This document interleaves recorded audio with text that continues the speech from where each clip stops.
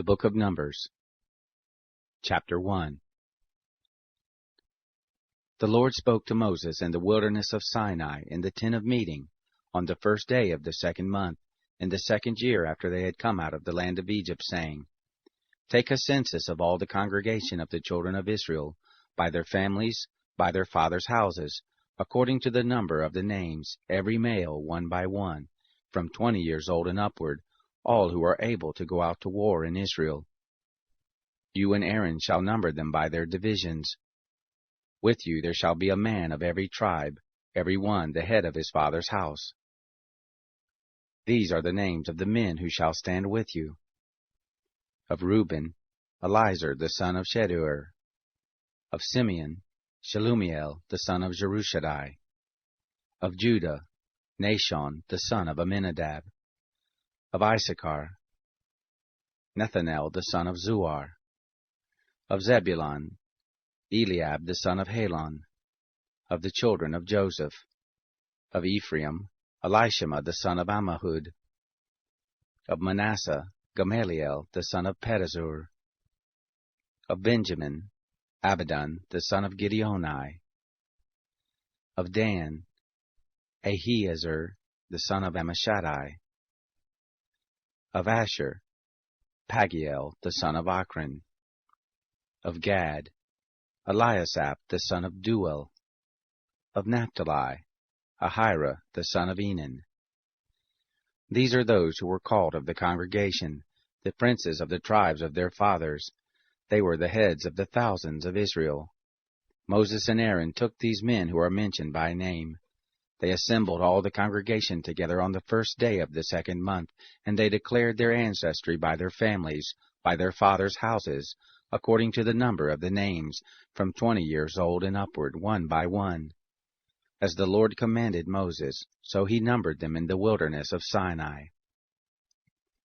The children of Reuben, Israel's firstborn, their generations, by their families, by their fathers' houses, according to the number of the names, one by one, every male from 20 years old and upward, all who were able to go out to war. Those who were numbered of them, of the tribe of Reuben, were 46,500. Of the children of Simeon, their generations by their families, by their fathers' houses, those who were numbered of it, according to the number of the names, one by one, every male from 20 years old and upward, all who were able to go out to war.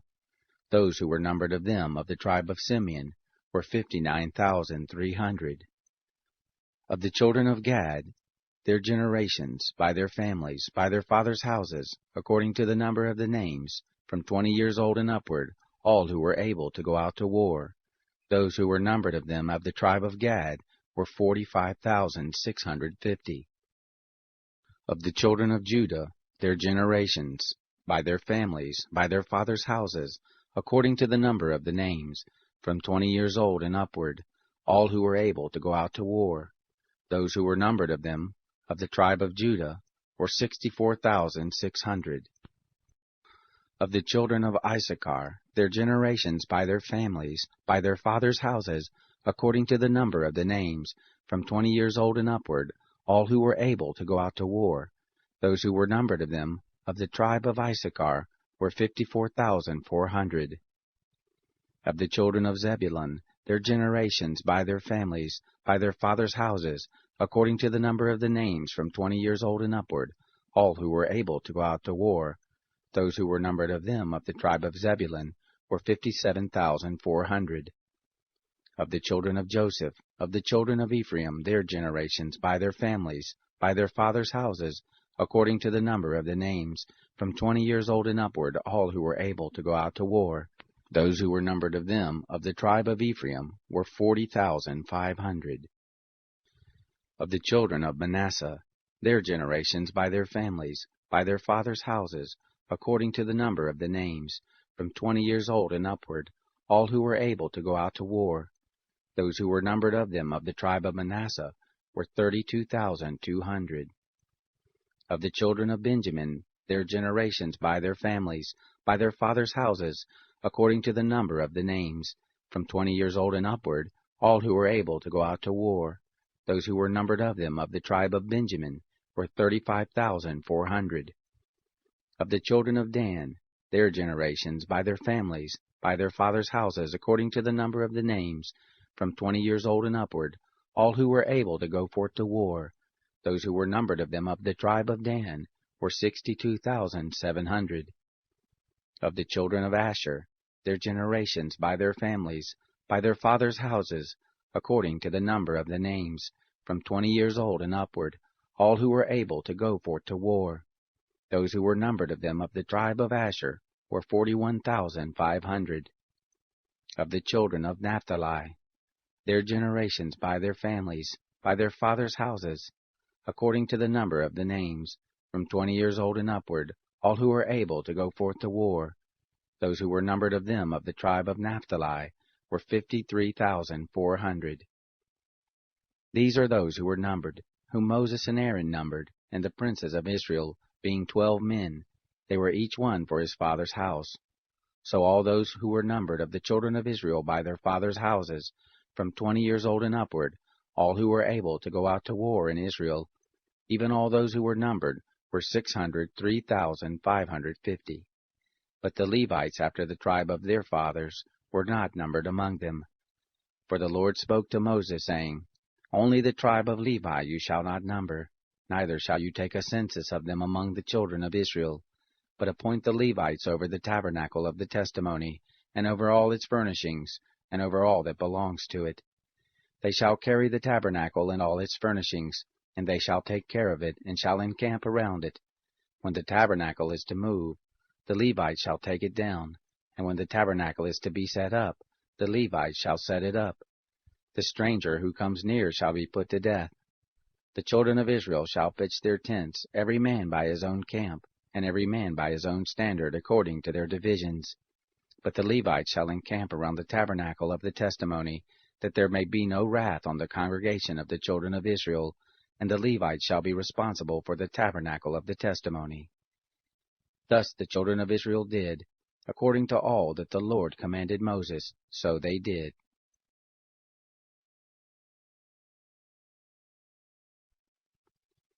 Chapter 2. The Lord spoke to Moses and to Aaron, saying, The children of Israel shall encamp, every man by his own standard, with the banners of their fathers' houses. At a distance from the tent of meeting shall they encamp around it. Those who encamp on the east side toward the sunrise shall be of the standard of the camp of Judah, according to their divisions, and the prince of the children of Judah shall be Nahshon the son of Amminadab. His division, and those who were numbered of them, were 74,600. Those who encamp next to him shall be the tribe of Issachar, and the prince of the children of Issachar shall be Nethanel the son of Zuar.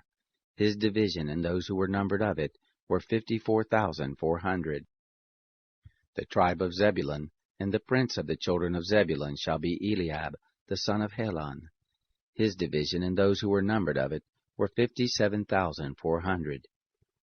All who were numbered of the camp of Judah were 186,400, according to their divisions. They shall set out first. On the south side shall be the standard of the camp of Reuben, according to their divisions. The prince of the children of Reuben shall be Elizur, the son of Sheduer. His division, and those who were numbered of it, were 46,500. Those who encamp next to him shall be the tribe of Simeon. The prince of the children of Simeon shall be Shelumiel, the son of Zerusadai. His division, and those who were numbered of them, were 59,300. The tribe of Gad, and the prince of the children of Gad shall be Eliasaph, the son of Ruel. His division, and those who were numbered of them, were 45,650. All those who were numbered of the camp of Reuben were 151,450, according to their host. They shall set out second. Then the tent of meeting shall set out, with the camp of the Levites in the midst of the camps. As they encamp, so shall they set out, every man in his place, by their standards. On the west side shall be the standard of the camp of Ephraim, according to their divisions, and the prince of the children of Ephraim shall be Elishama, the son of Ammihud. His division, and those who were numbered of them, were 40,500. Next to him shall be the tribe of Manasseh, and the prince of the children of Manasseh shall be Gamaliel, the son of Pedazur. His division and those who were numbered of them were 32,200. The tribe of Benjamin, and the prince of the children of Benjamin shall be Abidan, the son of Gideoni. His host and those who were numbered of them were 35,400. All who were numbered of the camp of Ephraim were 108,100, according to their divisions. They shall set out third. On the north side shall be the standard of the camp of Dan, according to their divisions. And the prince of the children of Dan shall be Ahiezer, the son of Ammishaddai. His division, and those who were numbered of them, were 62,700. Those who encamp next to him shall be of the tribe of Asher, and the prince of the children of Asher shall be Pagiel, the son of Ochran. His division, and those who were numbered of them, were 41,500. The tribe of Naphtali, and the prince of the children of Naphtali, shall be Ahira, the son of Enan. His division, and those who were numbered of them, were 53,400. All who were numbered of the camp of Dan were 157,600. They shall set out last by their standards. These are those who were numbered of the children of Israel by their fathers' houses. All who were numbered of the camps according to their host were 603,550. But the Levites were not numbered among the children of Israel, as the Lord commanded Moses. Thus the children of Israel did, according to all the Lord commanded Moses, so they encamped by their standards, and so they set out, every one by their families, according to their fathers' houses.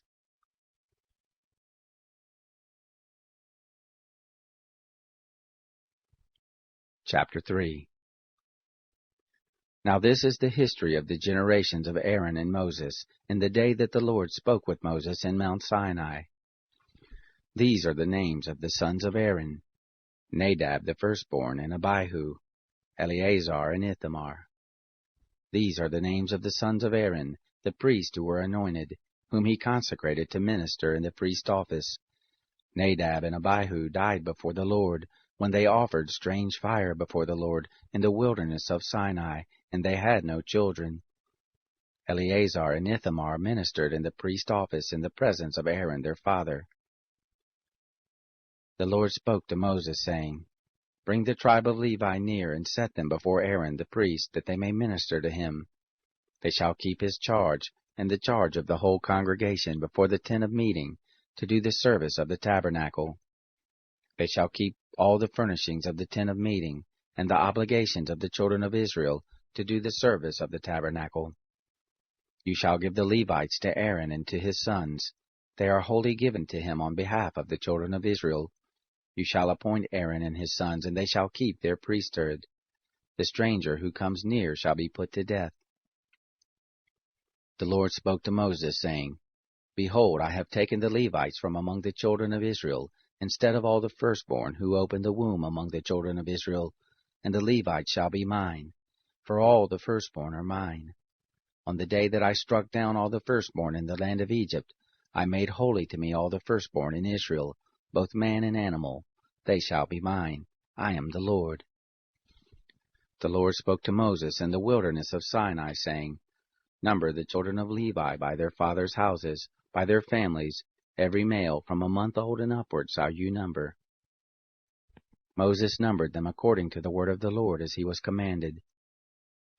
These were the sons of Levi by their names, Gershon and Kohath, and Merari.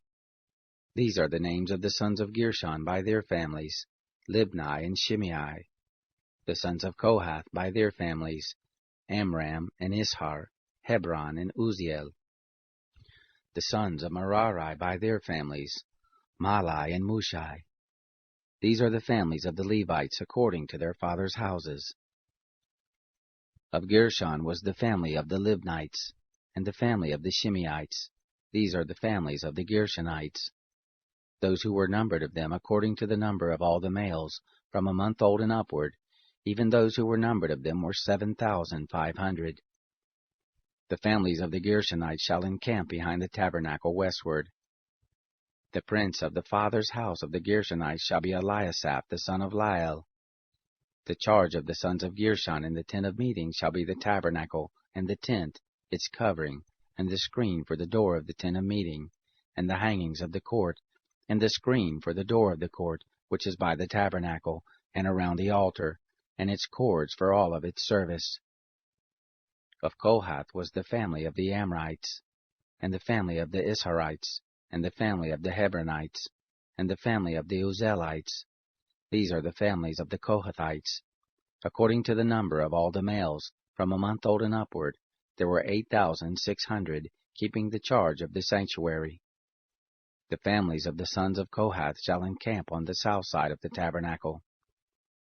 The prince of the fathers' houses of the families of the Kohathites shall be Elisaphan, the son of Uzziel. Their charge shall be the ark, the table, the lampstand, the altars, the vessels of the sanctuary with which they minister, and the screen and all its service. Eleazar the son of Aaron the priest shall be the prince of the princes of the Levites, with the oversight of those who keep the charge of the sanctuary. Of Merari was the family of the Mahlites, and the family of the Mushites. These are the families of Merari. Those who were numbered of them, according to the number of all the males, from a month old and upward, were 6,200.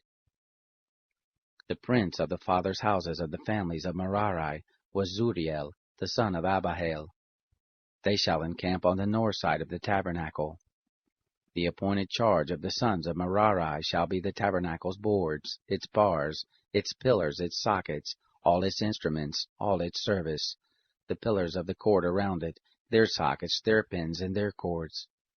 Those who encamp before the tabernacle eastward, in front of the tent of meeting toward the sunrise, shall be Moses and Aaron and his sons, keeping the charge of the sanctuary, for the charge of the children of Israel. The stranger who comes near shall be put to death. All who were numbered of the Levites, whom Moses and Aaron numbered at the commandment of the Lord by their families, all the males from a month old and upward, were 22,000. The Lord said to Moses, Number all the firstborn males of the children of Israel from a month old and upward, and take the number of their names. You shall take the Levites for me, I am the Lord, instead of all the firstborn among the children of Israel, and the cattle of the Levites instead of all the firstborn among the cattle of the children of Israel.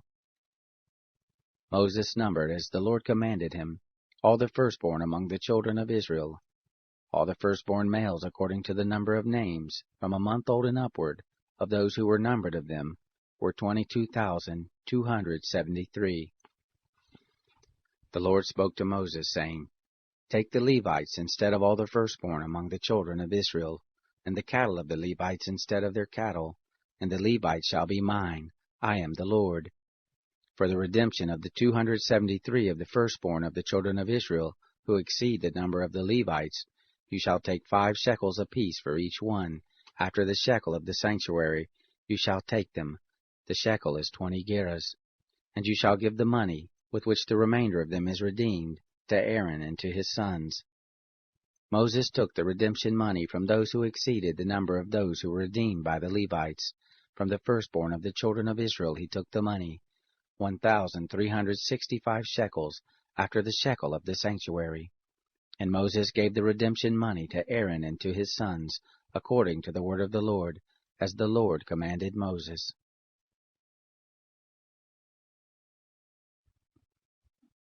Chapter 4. The Lord spoke to Moses and to Aaron, saying, Take a census of the sons of Kohath, from among the sons of Levi, by their families, by their fathers' houses, from 30 years old and upward, even until 50 years old, all who enter into the service, to do the work in the tent of meeting. This is the service of the sons of Kohath in the tent of meeting, the most holy things. When the camp moves forward, Aaron shall go in, and his sons, and they shall take down the veil of the screen, and cover the ark of the testimony with it, and shall put a covering of sealskin on it, and shall spread over it a cloth of all blue, and shall put in its poles. On the table of the showbread they shall spread a blue cloth, and put on it the dishes, the spoons, the bowls, and the cups with which to pour out, and the continual bread shall be on it. They shall spread on them a scarlet cloth, and cover the same with a covering of sealskin, and shall put in its bowls. They shall take a blue cloth, and cover the lampstand of the light, and its lamps, and its snuffers, and its snuff dishes, and all its oil vessels with which they minister to it. They shall put it and all its vessels with a covering of sealskin, and shall put it on the frame. On the golden altar they shall spread a blue cloth, and cover it with a covering of sealskin, and shall put in its poles. They shall take all the vessels of ministry, with which they minister in the sanctuary, and put them in a blue cloth, and cover them with a covering of sealskin, and shall put them on the frame. They shall take away the ashes from the altar, and spread a purple cloth on it.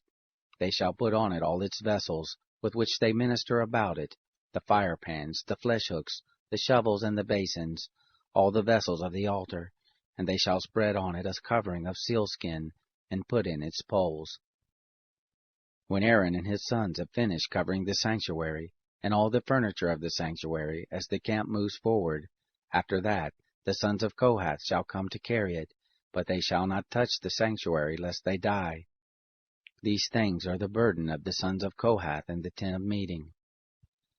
The charge of Eleazar the son of Aaron the priest shall be for the oil of the light, the sweet incense, the continual meal offering, and the anointing oil, the charge of all the tabernacle, and of all that is in it, the sanctuary and its furnishings.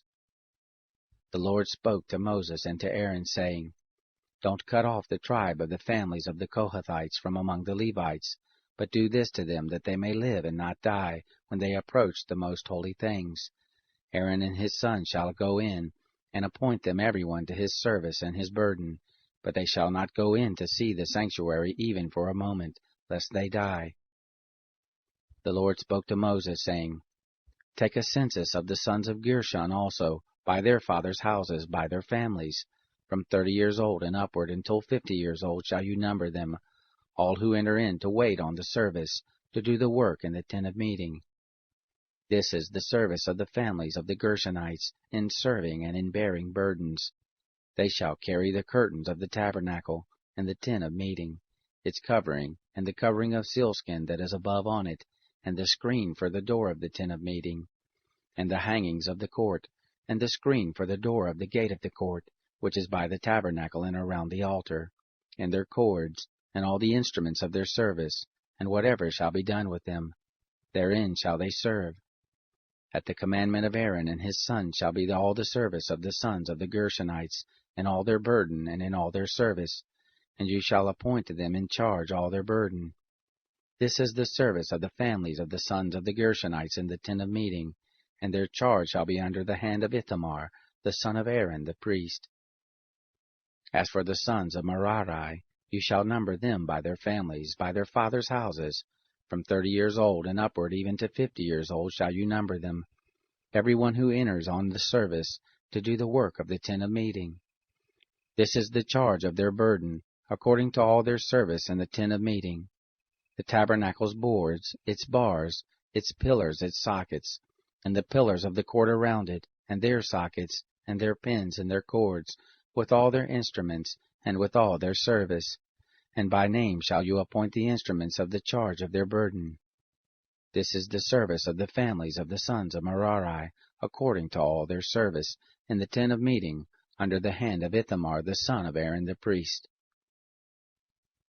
Moses and Aaron and the princes of the congregation numbered the sons of the Kohathites by their families and by their fathers' houses, from 30 years old and upward, even to 50 years old, every one who entered into the service, for work in the tent of meeting. Those who were numbered of them by their families were 2,750. These are those who were numbered of the families of the Kohathites, all who served in the tent of meeting, whom Moses and Aaron numbered, according to the commandment of the Lord by Moses. Those who were numbered of the sons of Gershon, their families and by their fathers' houses, from 30 years old and upward, even to 50 years old, every one who entered into the service, for the work in the tent of meeting, even those who were numbered of them, by their families, by their fathers' houses, were 2,630. These are those who were numbered of the families of the son of Gershon, all who served in the tent of meeting, whom Moses and Aaron numbered according to the commandment of the Lord.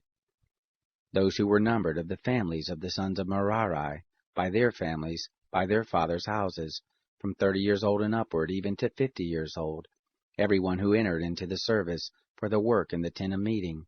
Even those who were numbered of them by their families were 3,200.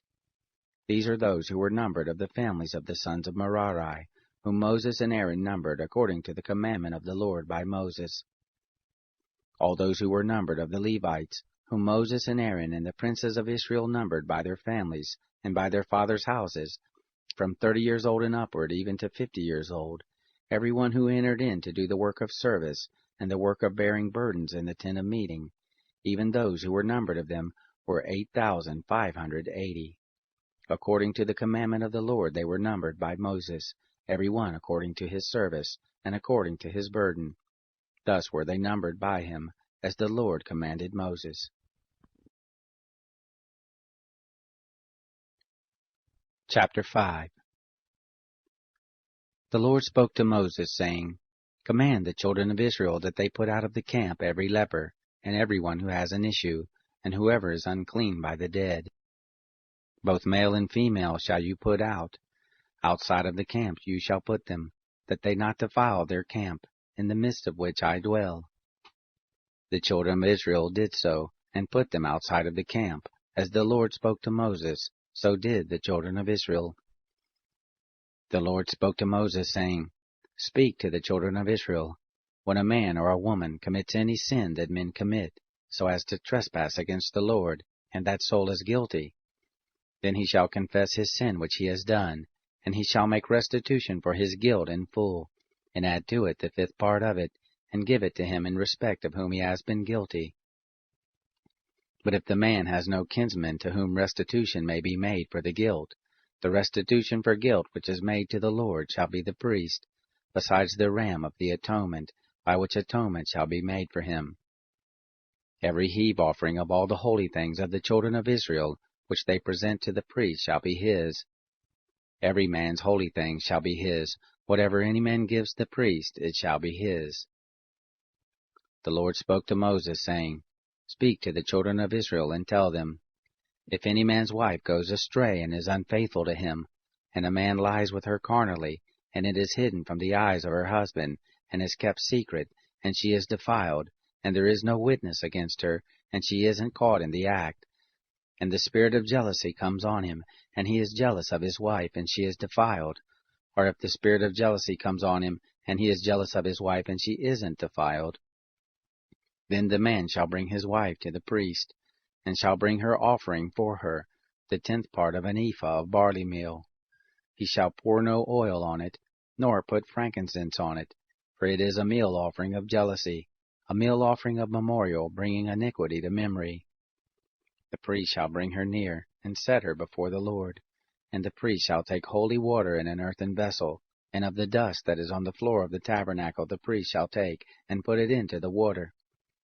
The priest shall set the woman before the Lord, and let the hair of the woman's head go loose, and put the meal offering of memorial in her hands, which is the meal offering of jealousy. The priest shall have in his hand the water of bitterness that brings a curse. The priest shall cause her to swear, and shall tell the woman, If no man has lain with you, and if you haven't gone aside to uncleanness, being under your husband, be free from this water of bitterness that brings a curse. But if you have gone astray, being under your husband, and if you are defiled, and some man has lain with you besides your husband, then the priest shall cause the woman to swear with the oath of cursing, and the priest shall tell the woman, The Lord make you a curse and an oath among your people, when the Lord allows your thigh to fall away, and your body to swell. And this water that brings a curse will go into your bowels, and make your body swell and your thigh fall away. The woman shall say, Amen, Amen. The priest shall write these curses in a book, and he shall blot them out into the water of bitterness. He shall make the woman drink the water of bitterness that causes the curse, and the water that causes the curse shall enter into her and become bitter. The priest shall take the meal offering of jealousy out of the woman's hand, and shall wave the meal offering before the Lord, and bring it to the altar. The priest shall take a handful of the meal offering, as the memorial of it, and burn it on the altar, and afterward shall make the woman drink the water. When he has made her drink the water, then it shall happen, if she is defiled, and has committed a trespass against her husband, that the water that causes the curse will enter into her, and become bitter, and her body will swell, and her thigh will fall away, and the woman will be a curse among her people. If the woman isn't defiled but is clean, then she shall be free, and shall conceive a child. This is the law of jealousy, when a wife, being under her husband, goes astray and is defiled, or when the spirit of jealousy comes on a man, and he is jealous of his wife. Then he shall set the woman before the Lord, and the priest shall execute on her all this law. The man shall be free from iniquity, and that woman shall bear her iniquity.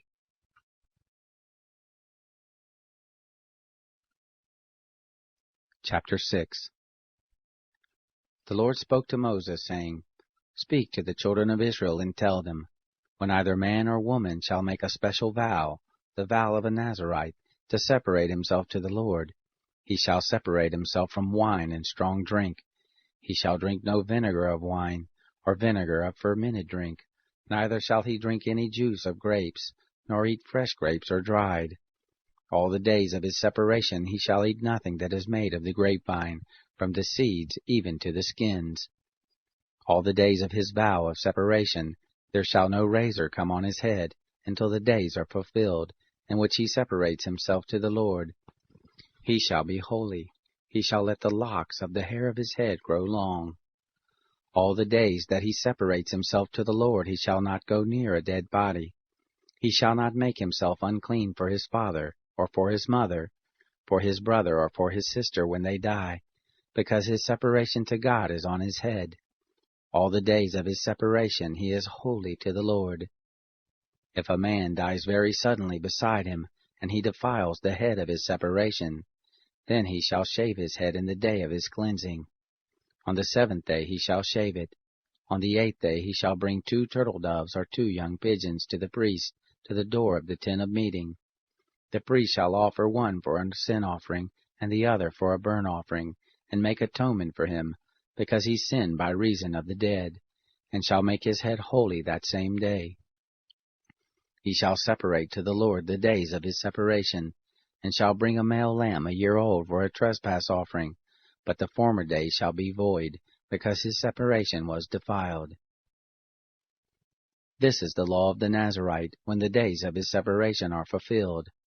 He shall be brought to the door of the tent of meeting, and he shall offer his offering to the Lord, 1 male lamb a year old without blemish for a burnt offering, and 1 ewe lamb a year old without blemish for a sin offering, and 1 ram without blemish for a peace offering, and a basket of unleavened bread, cakes of fine flour mixed with oil, and unleavened wafers anointed with oil, and their meal offering and their drink offerings. The priest shall present them before the Lord, and shall offer his sin offering and his burnt offering. He shall offer the ram for a sacrifice of peace offerings to the Lord, with the basket of unleavened bread. The priest shall also offer its meal offering and its drink offering. The Nazarite shall shave the head of his separation at the door of the tent of meeting, and shall take the hair of the head of his separation, and put it on the fire which is under the sacrifice of peace offerings. The priest shall take the boiled shoulder of the ram, and 1 unleavened cake out of the basket, and 1 unleavened wafer, and shall put them on the hands of the Nazarite, after he has shaved the head of his separation. And the priest shall wave them for a wave offering before the Lord. This is holy for the priest, together with the breast that is waved and the thigh that is offered. After that, the Nazarite may drink wine. This is the law of the Nazarite who vows, and of his offering to the Lord for his separation, besides that which he is able to get. According to his vow which he vows, so he must do after the law of his separation. The Lord spoke to Moses, saying, Speak to Aaron and to his sons, saying, This is how you shall bless the children of Israel. You shall tell them, The Lord bless you and keep you. The Lord make his face to shine on you and be gracious to you. The Lord lift up his face toward you and give you peace. So they shall put my name on the children of Israel, and I will bless them.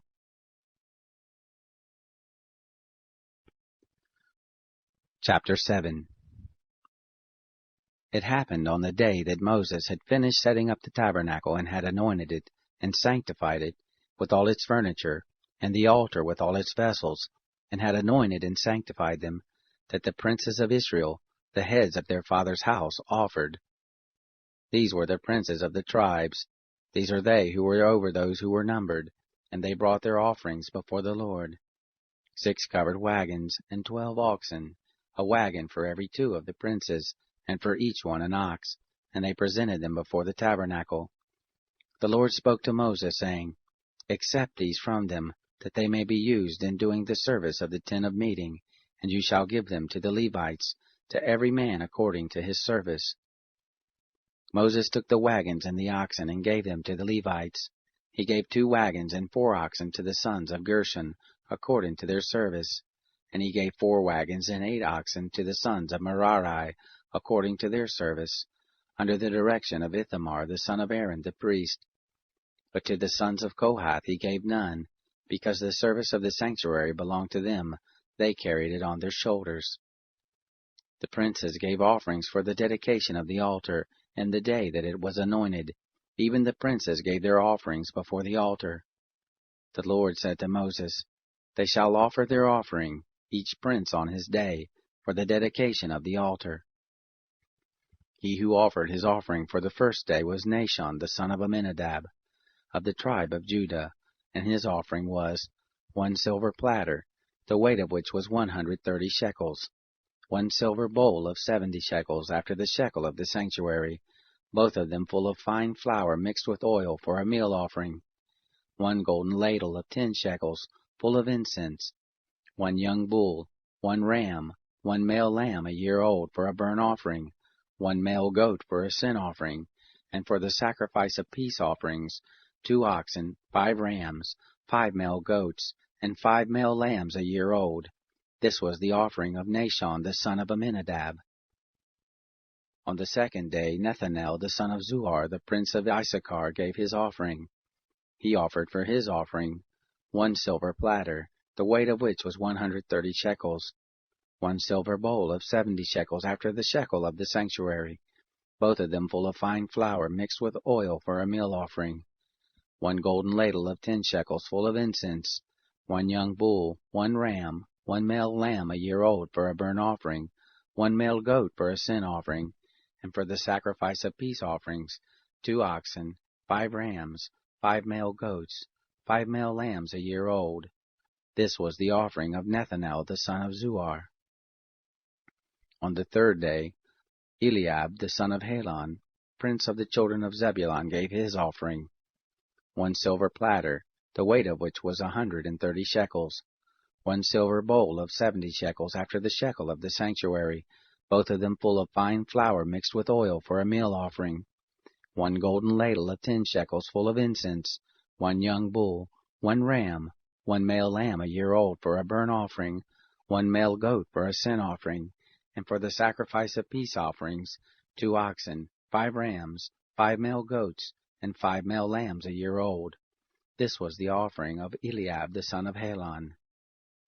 On the 4th day, Elizur the son of Sheduer, prince of the children of Reuben, gave his offering, 1 silver platter, the weight of which was 130 shekels, 1 silver bowl of 70 shekels after the shekel of the sanctuary, both of them full of fine flour mixed with oil for a meal offering, 1 golden ladle of 10 shekels full of incense, 1 young bull, 1 ram, 1 male lamb a year old for a burnt offering, 1 male goat for a sin offering, and for the sacrifice of peace offerings, 2 oxen, 5 rams, 5 male goats, and 5 male lambs a year old.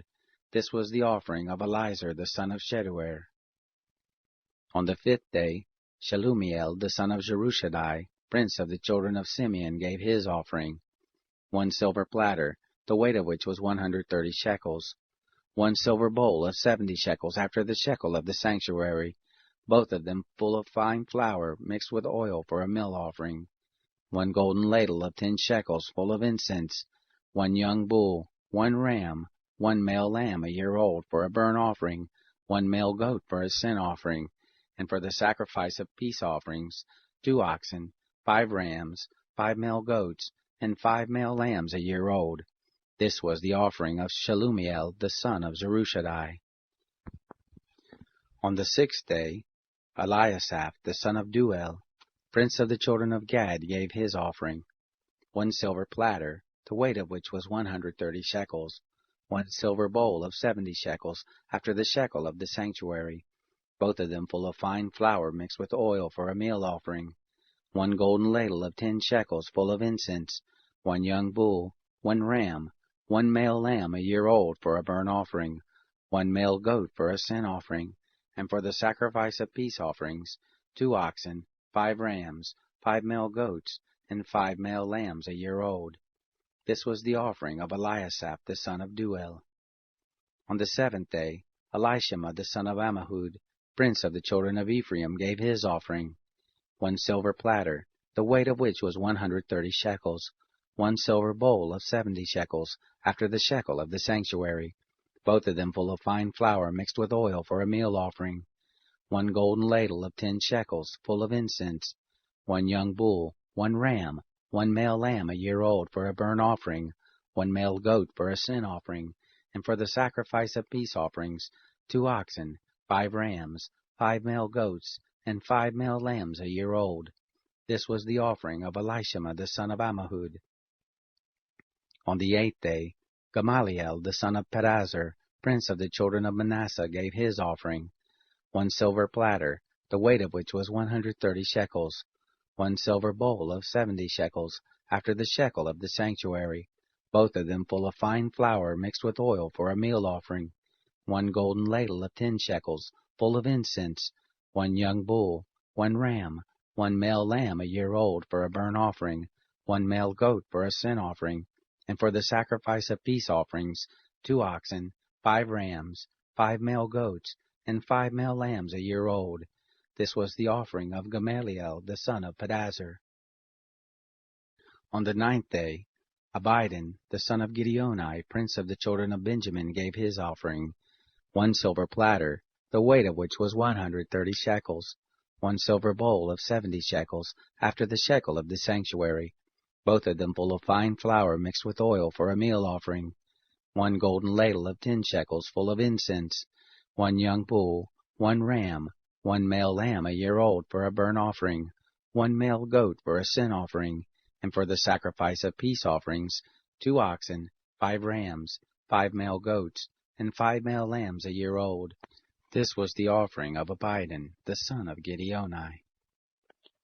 On the 10th day, Ahiezer the son of Ammishaddai, prince of the children of Dan, gave his offering, 1 silver platter, the weight of which was 130 shekels, 1 silver bowl of 70 shekels, after the shekel of the sanctuary, both of them full of fine flour mixed with oil for a meal offering, 1 golden ladle of 10 shekels, full of incense, 1 young bull, 1 ram, 1 male lamb a year old for a burnt offering, 1 male goat for a sin offering, and for the sacrifice of peace offerings, 2 oxen, 5 rams, 5 male goats, and 5 male lambs a year old. This was the offering of Ahiezer the son of Ammishaddai.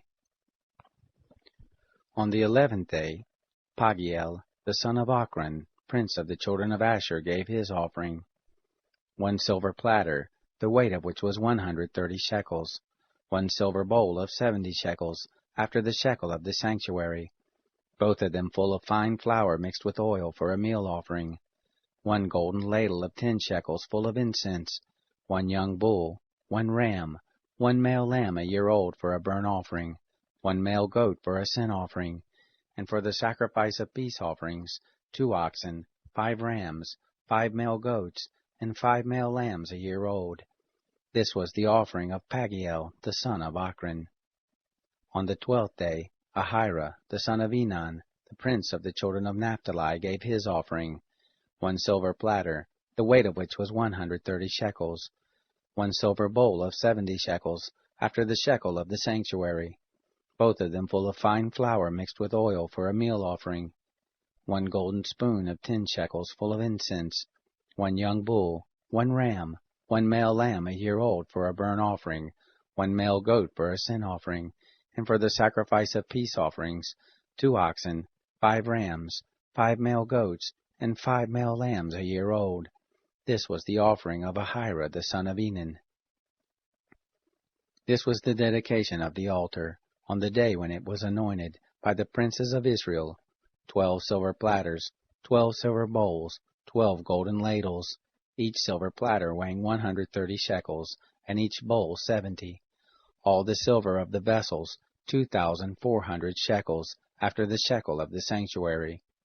The 12 golden ladles full of incense, weighing 10 shekels apiece, after the shekel of the sanctuary. All the gold of the ladles weighed 120 shekels. All the oxen for the burnt offering, 12 bulls, the rams 12, the male lambs a year old 12, and their meal offering, and the male goats for a sin offering 12. And all the oxen for the sacrifice of peace offerings, 24 bulls, the rams 60, the male goats 60, the male lambs a year old 60. This was the dedication of the altar after it was anointed. When Moses went into the tent of meeting to speak with the Lord, he heard his voice speaking to him from above the mercy seat that was on the ark of the testimony, from between the 2 cherubim, and he spoke to him.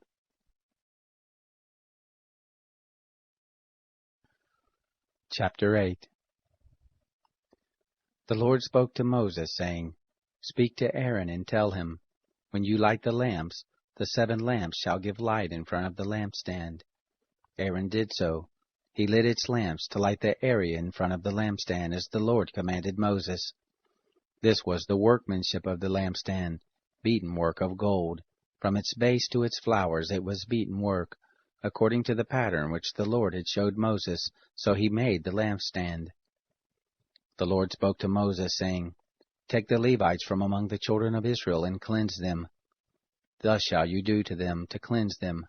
Sprinkle the water of cleansing on them. Let them shave their whole bodies with a razor, and let them wash their clothes and cleanse themselves. Then let them take a young bull, and its meal offering, fine flour mixed with oil, and another young bull you shall take for a sin offering. You shall present the Levites before the tent of meeting. You shall assemble the whole congregation of the children of Israel. You shall present the Levites before the Lord. The children of Israel shall lay their hands on the Levites, and Aaron shall offer the Levites before the Lord for a wave offering, on behalf of the children of Israel, that it may be theirs to do the service of the Lord. The Levites shall lay their hands on the heads of the bulls, and you shall offer the one for a sin offering, and the other for a burnt offering to the Lord, to make atonement for the Levites. You shall set the Levites before Aaron and before his sons, and offer them as a wave offering to the Lord. Thus you shall separate the Levites from among the children of Israel, and the Levites shall be mine. After that, the Levites shall go in to do the service of the tent of meeting, and you shall cleanse them, and offer them as a wave offering. For they are wholly given to me from among the children of Israel, instead of all who opened the womb, even the firstborn of all the children of Israel. I have taken them to me. For all the firstborn among the children of Israel are mine, both man and animal. On the day that I struck all the firstborn in the land of Egypt, I sanctified them for myself. I have taken the Levites instead of all the firstborn among the children of Israel. I have given the Levites as a gift to Aaron, and to his sons from among the children of Israel, to do the service of the children of Israel in the tent of meeting, and to make atonement for the children of Israel, that there be no plague among the children of Israel, when the children of Israel come near to the sanctuary. Thus did Moses, and Aaron, and all the congregation of the children of Israel do to the Levites, according to all that the Lord commanded Moses concerning the Levites, so the children of Israel did to them. The Levites purified themselves from sin, and they washed their clothes, and Aaron offered them for a wave offering before the Lord, and Aaron made atonement for them to cleanse them. After that, the Levites went in to do their service in the tent of meeting before Aaron and before his sons, as the Lord had commanded Moses concerning the Levites, so they did to them. The Lord spoke to Moses, saying, This is that which belongs to the Levites. From 25 years old and upward they shall go in to wait on the service and the work of the tent of meeting. And from the age of 50 years they shall cease waiting on the work, and shall serve no more, but shall minister with their brothers in the tent of meeting, to keep the charge, and shall do no service. Thus shall you do to the Levites concerning their duties.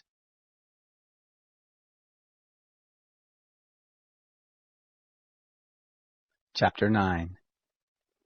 The Lord spoke to Moses in the wilderness of Sinai, in the first month of the 2nd year after they had come out of the land of Egypt, saying, Moreover, Let the children of Israel keep the Passover in its appointed season. On the 14th day of this month at evening you shall keep it in its appointed season, according to all its statutes, and according to all its ordinances you shall keep it. Moses spoke to the children of Israel that they should keep the Passover. They kept the Passover in the first month, on the 14th day of the month, at the evening, in the wilderness of Sinai. According to all that the Lord commanded Moses, so the children of Israel did. There were certain men who were unclean because of the dead body of a man, so that they could not keep the Passover on that day, and they came before Moses and before Aaron on that day. Those men said to him, We are unclean because of the dead body of a man. Why are we kept back that we may not offer the offering of the Lord in its appointed season among the children of Israel? Moses answered them, Wait, that I may hear what the Lord will command concerning you. The Lord spoke to Moses, saying, Say to the children of Israel, If any man of you or of your generations is unclean by reason of a dead body, or is on a journey far away, he shall still keep the Passover to the Lord. In the second month, on the 14th day at evening, they shall keep it. They shall eat it with unleavened bread and bitter herbs. They shall leave none of it until the morning, nor break a bone of it. According to all the statute of the Passover they shall keep it. But the man who is clean, and is not on a journey, and fails to keep the Passover, that soul shall be cut off from its people, because he didn't offer the offering of the Lord in its appointed season. That man shall bear his sin. If a foreigner lives among you, and desires to keep the Passover to the Lord, according to the statute of the Passover and according to its ordinance, so shall he do. You shall have one statute, both for the foreigner and for him who is born in the land. On the day that the tabernacle was raised up, the cloud covered the tabernacle, even the tent of the testimony, and at evening it was over the tabernacle as it were the appearance of fire until morning. So it was continually. The cloud covered it, and the appearance of fire by night. Whenever the cloud was taken up from over the tent, then after that the children of Israel traveled, and in the place where the cloud remained, there the children of Israel encamped. At the commandment of the Lord the children of Israel traveled, and at the commandment of the Lord they encamped. As long as the cloud remained on the tabernacle, they remained encamped. When the cloud stayed on the tabernacle many days, then the children of Israel kept the charge of the Lord, and didn't travel. Sometimes the cloud was a few days on the tabernacle. Then according to the commandment of the Lord they remained encamped, and according to the commandment of the Lord they traveled. Sometimes the cloud was from evening until morning, and when the cloud was taken up in the morning they traveled, or by day and by night, when the cloud was taken up they traveled. Whether it was 2 days, or a month, or a year that the cloud stayed on the tabernacle, remaining on it, the children of Israel remained encamped and didn't travel. But when it was taken up, they traveled. At the commandment of the Lord they encamped, and at the commandment of the Lord they traveled. They kept the charge of the Lord, at the commandment of the Lord by Moses.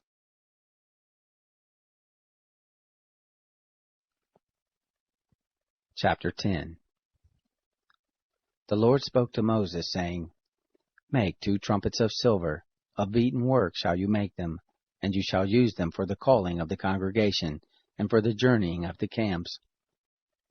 When they shall blow them, all the congregation shall gather themselves to you at the door of the tent of meeting. If they blow but one, then the princes, the heads of the thousands of Israel, shall gather themselves to you. When you blow an alarm, the camps that lie on the east side shall take their journey. When you blow an alarm the second time, the camps that lie on the south side shall take their journey. They shall blow an alarm for their journeys. But when the assembly is to be gathered together, you shall blow, but you shall not sound an alarm. The sons of Aaron, the priests, shall blow the trumpets, and this shall be to you for a statute forever throughout your generations.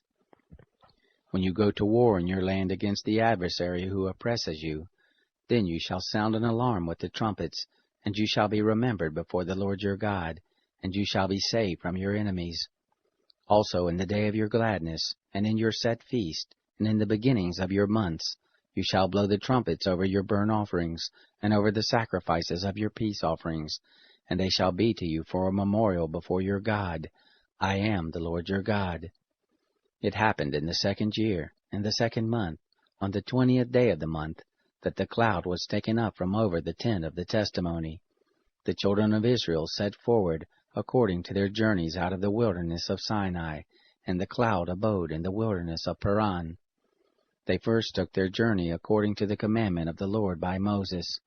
In the first place, the standard of the camp of the children of Judah set forward according to their host, and over his host was Nahshon the son of Amminadab.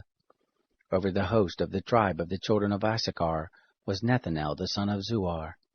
Over the host of the tribe of the children of Zebulun was Eliab the son of Helon. The tent was taken down, and the sons of Gershon and the sons of Merari, who bore the tent, set forward. The standard of the camp of Reuben set forward according to their host, and over his host was Elizur the son of Sheduer. Over the host of the tribe of the children of Simeon was Shelumiel the son of Jerushadai. Over the host of the tribe of the children of Gad was Eliasaph the son of Duel.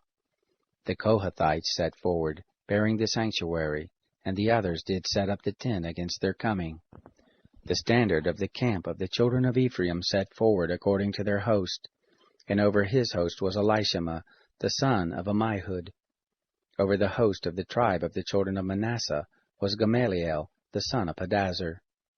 Over the host of the tribe of the children of Benjamin was Abidan the son of Gideoni. The standard of the camp of the children of Dan, which was the rearward of all the camps, set forward according to their host, and over his host was Ahazer the son of Ammishaddai. Over the host of the tribe of the children of Asher was Pagiel the son of Ochran. Over the host of the tribe of the children of Naphtali was Ahira the son of Enan. Thus were the travels of the children of Israel according to their host, and they set forward. Moses said to Hobab the son of Ruel the Midianite, Moses' father-in-law, We are journeying to the place of which the Lord said, I will give it to you. Come with us, and we will do you good, for the Lord has spoken good concerning Israel. He said to him, I will not go, but I will depart to my own land and to my relatives. He said, Don't leave us, please, because you know how we are to encamp in the wilderness, and you shall be to us instead of eyes. It shall be, if you go with us, yes, it shall be, that whatever good the Lord shall do to us, the same we will do to you. They set forward from the mount of the Lord 3 days' journey, and the ark of the covenant of the Lord went before them 3 days' journey, to seek out a resting place for them. The cloud of the Lord was over them by day when they set forward from the camp. It happened, when the ark set forward, that Moses said, Rise up, O Lord, and let your enemies be scattered, and let those who hate you flee before you. When it rested, he said, Return, O Lord, to the 10,000s of the thousands of Israel.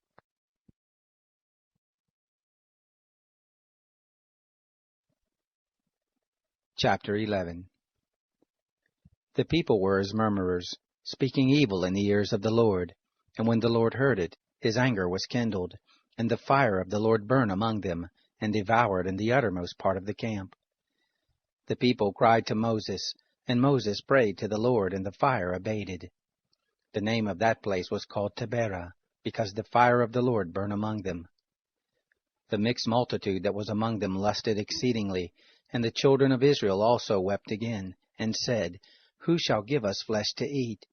We remember the fish which we ate in Egypt for nothing, the cucumbers and the melons, and the leeks and the onions and the garlic. But now our soul is dried away. There is nothing at all save this manna to look on. The manna was like coriander seed, and the appearance of it as the appearance of bdellium. The people went about and gathered it, and ground it in mills, or beat it in mortars, and boiled it in pots, and made cakes of it, and the taste of it was as the taste of fresh oil. When the dew fell on the camp in the night, the manna fell on it. Moses heard the people weeping throughout their families, every man at the door of his tent, and the anger of the Lord was kindled greatly, and Moses was displeased. Moses said to the Lord, Why have you dealt ill with your servant?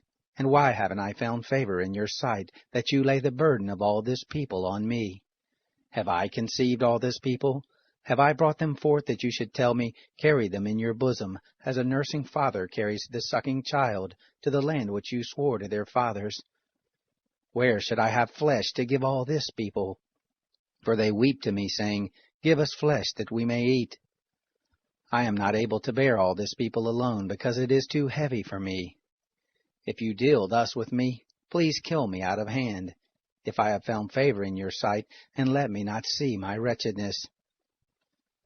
The Lord said to Moses, Gather to me 70 men of the elders of Israel, whom you know to be elders of the people and officers over them, and bring them to the tent of meeting, that they may stand there with you. I will come down and talk with you there, and I will take of the Spirit which is on you, and will put it on them, and they shall bear the burden of the people with you, that you not bear it yourself alone. Say to the people, Sanctify yourselves against tomorrow, and you shall eat flesh, for you have wept in the ears of the Lord, saying, Who shall give us flesh to eat? For it was well with us in Egypt, therefore the Lord will give you flesh, and you shall eat. You shall not eat 1 day, nor 2 days, nor 5 days, neither 10 days, nor 20 days, but a whole month, until it comes out at your nostrils, and it becomes loathsome to you, because you have rejected the Lord who is among you, and have wept before him, saying, Why did we come forth out of Egypt? Moses said, The people, among whom I am, are 600,000 footmen, and you have said, I will give them flesh, that they may eat a whole month. Shall flocks and herds be slain for them to suffice them? Or shall all the fish of the sea be gathered together for them to suffice them? The Lord said to Moses, Has the Lord's hand grown short? Now you shall see whether my word shall happen to you or not. Moses went out and told the people the words of the Lord, and he gathered 70 men of the elders of the people, and set them round about the tent. The Lord came down in the cloud and spoke to him, and took of the Spirit that was on him, and put it on the 70 elders. And it happened that when the Spirit rested on them, they prophesied, but they did so no more. But there remained 2 men in the camp. The name of the one was Eldad, and the name of the other Medad, and the Spirit rested on them. And they were of those who were written, but had not gone out to the tent. And they prophesied in the camp. A young man ran and told Moses, and said, Eldad and Medad do prophesy in the camp. Joshua the son of Nun, the minister of Moses, one of his chosen men, answered, My lord Moses, forbid them. Moses said to him, Are you jealous for my sake? Would that all the Lord's people were prophets, that the Lord would put his Spirit on them. Moses got into the camp, he and the elders of Israel. There went forth a wind from the Lord, and brought quails from the sea, and let them fall by the camp, about a day's journey on this side, and a day's journey on the other side round about the camp, and about 2 cubits above the surface of the earth. The people rose up all that day and all that night, and all the next day, and gathered the quails. He who gathered least gathered 10 homers, and they spread them all abroad for themselves round about the camp. While the flesh was yet between their teeth, before it was chewed, the anger of the Lord was kindled against the people, and the Lord struck the people with a very great plague. The name of that place was called Kibroth Hattaavah, because there they buried the people who lusted.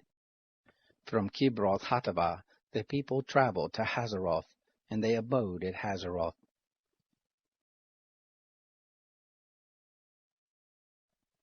Chapter 12. Miriam and Aaron spoke against Moses, because of the Cushite woman whom he had married, for he had married a Cushite woman. They said, Has the Lord indeed spoken only with Moses?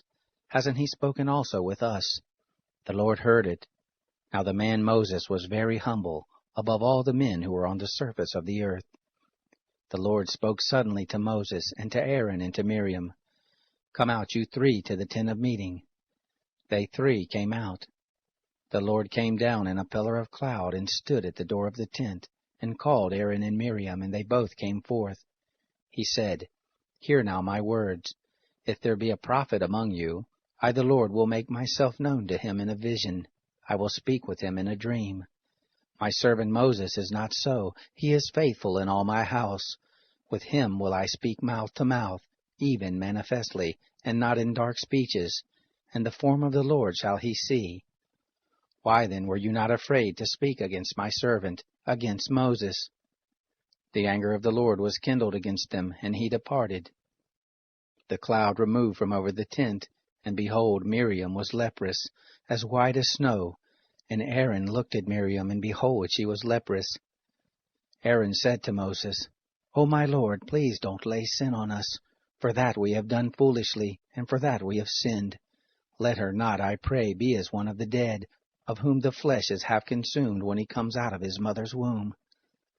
Moses cried to the Lord, saying, Heal her, Lord, I beseech you. The Lord said to Moses, If her father had but spit in her face, shouldn't she be ashamed 7 days? Let her be shut up outside of the camp 7 days, and after that she shall be brought in again. Miriam was shut up outside of the camp 7 days, and the people didn't travel until Miriam was brought in again. Afterward the people traveled from Hazeroth and encamped in the wilderness of Paran.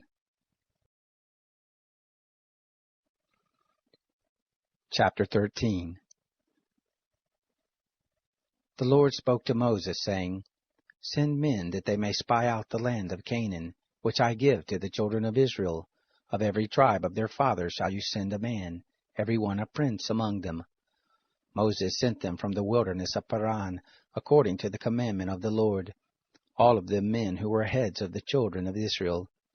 These were the names: of the tribe of Reuben, Shammua the son of Zachar; of the tribe of Simeon, Shaphat the son of Hori; of the tribe of Judah, Caleb the son of Jephunneh; of the tribe of Issachar, Igal the son of Joseph; of the tribe of Ephraim, Hoshea the son of Nun; of the tribe of Benjamin, Paltai the son of Raphu; of the tribe of Zebulun, Gadiel the son of Sodai; of the tribe of Joseph, namely of the tribe of Manasseh, Gadai the son of Susai; of the tribe of Dan, Amiel the son of Gemalli; of the tribe of Asher, Sethur the son of Michael; of the tribe of Naphtali, Nabai the son of Vopsi; of the tribe of Gad, Guel the son of Machi. These are the names of the men whom Moses sent to spy out the land. Moses called Hoshea the son of Nun, Joshua. Moses sent them to spy out the land of Canaan, and said to them, Go up this way by the south, and go up into the hill country, and see the land what it is, and the people who dwell there, whether they are strong or weak, whether they are few or many, and what the land is that they dwell in, whether it is good or bad, and what cities there are that they dwell in, whether in camps or in strongholds, and what the land is, whether it is fat or lean, whether there is wood in it or not. Be of good courage, and bring of the firstfruit of the land. Now the time was the time of the first ripe grapes. So they went up, and spied out the land from the wilderness of Zin to Rehob, to the entrance of Hamath. They went up by the south, and came to Hebron, and Ahaman, Sheshai, and Talmai. The children of Anak were there. Now Hebron was built 7 years before Zoan in Egypt. They came to the valley of Eshcol, and cut down from there a branch with one cluster of grapes, and they bore it on a staff between two. They brought also of the pomegranates and of the figs. The place was called the valley of Eshcol, because of the cluster which the children of Israel cut down from there. They returned from spying out the land at the end of 40 days. They went and came to Moses, and to Aaron, and to all the congregation of the children of Israel, to the wilderness of Paran, to Kadesh, and brought back word to them, and to all the congregation, and showed them the fruit of the land. They told him and said, We came to the land where you sent us, and surely it flows with milk and honey, and this is the fruit of it. However, the people who dwell in the land are strong, and the cities are fortified and very great, and moreover we saw the children of Anak there. Amalek dwells in the land of the south, and the Hittite, and the Jebusite, and the Amorite dwell in the hill country, and the Canaanite dwells by the sea, and along by the side of the Jordan. Caleb stilled the people before Moses, and said, Let us go up at once and possess it, for we are well able to overcome it. But the men who went up with him said, We aren't able to go up against the people, for they are stronger than we. They brought up an evil report of the land which they had spied out to the children of Israel, saying, The land, through which we have gone to spy it out, is a land that eats up the inhabitants of it, and all the people who we saw in it are men of great stature. There we saw the Nephilim, the sons of Anak, who come of the Nephilim, and we were in our own sight as grasshoppers, and so we were in their sight. Chapter 14.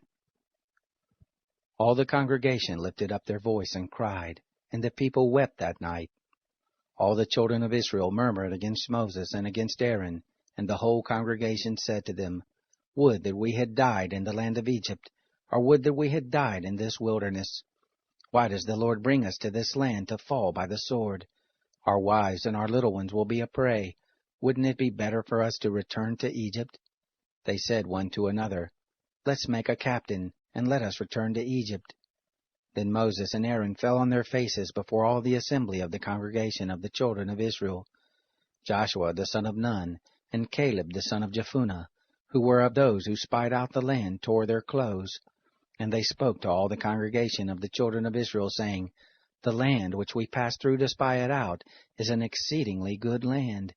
If the Lord delights in us, then he will bring us into this land and give it to us, a land which flows with milk and honey. Only don't rebel against the Lord, neither fear the people of the land, for they are bread for us. Their defense is removed from over them, and the Lord is with us. Don't fear them. But all the congregation bade stone them with stones. The glory of the Lord appeared in the tent of meeting to all the children of Israel. The Lord said to Moses, How long will this people despise me? And how long will they not believe in me for all the signs which I have worked among them?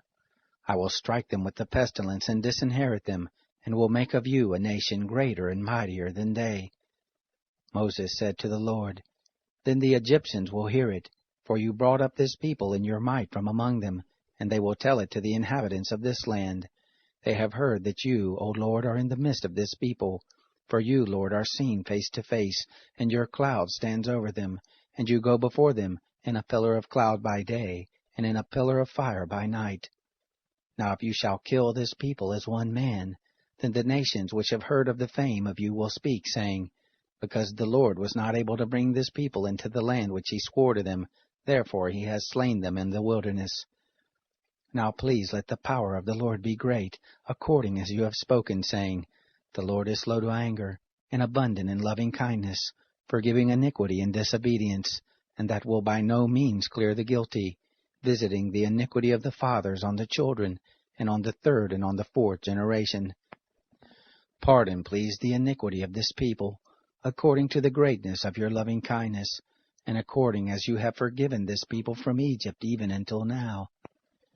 The Lord said, I have pardoned according to your word, but in very deed as I live, and as all the earth shall be filled with the glory of the Lord, because all those men who have seen my glory and my signs, which I worked in Egypt and in the wilderness, yet have tempted me these 10 times and have not listened to my voice, surely they shall not see the land which I swore to their fathers, neither shall any of those who despised me see it, but my servant Caleb, because he had another spirit with him, and has followed me fully, him will I bring into the land into which he went, and his seed shall possess it. Now the Amalekite and the Canaanite dwell in the valley. Tomorrow turn and get into the wilderness by the way of the Red Sea. The Lord spoke to Moses and to Aaron, saying, How long shall I bear with this evil congregation that murmur against me? I have heard the murmurings of the children of Israel which they murmur against me.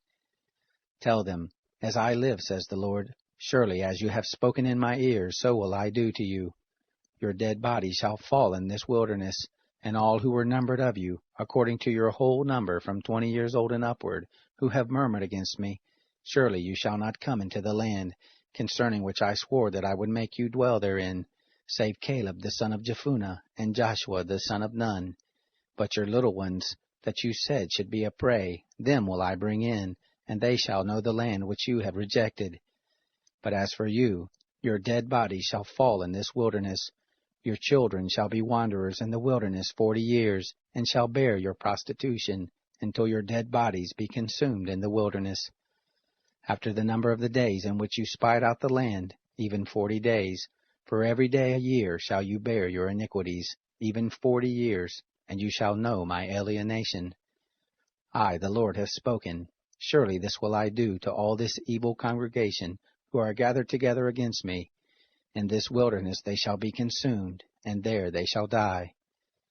The men whom Moses sent out to spy out the land, who returned, and made all the congregation to murmur against him, by bringing up an evil report against the land. Even those men who did bring up an evil report of the land died by the plague before the Lord. But Joshua the son of Nun and Caleb the son of Jephunneh remained alive of those men who went to spy out the land. Moses told these words to all the children of Israel, and the people mourned greatly.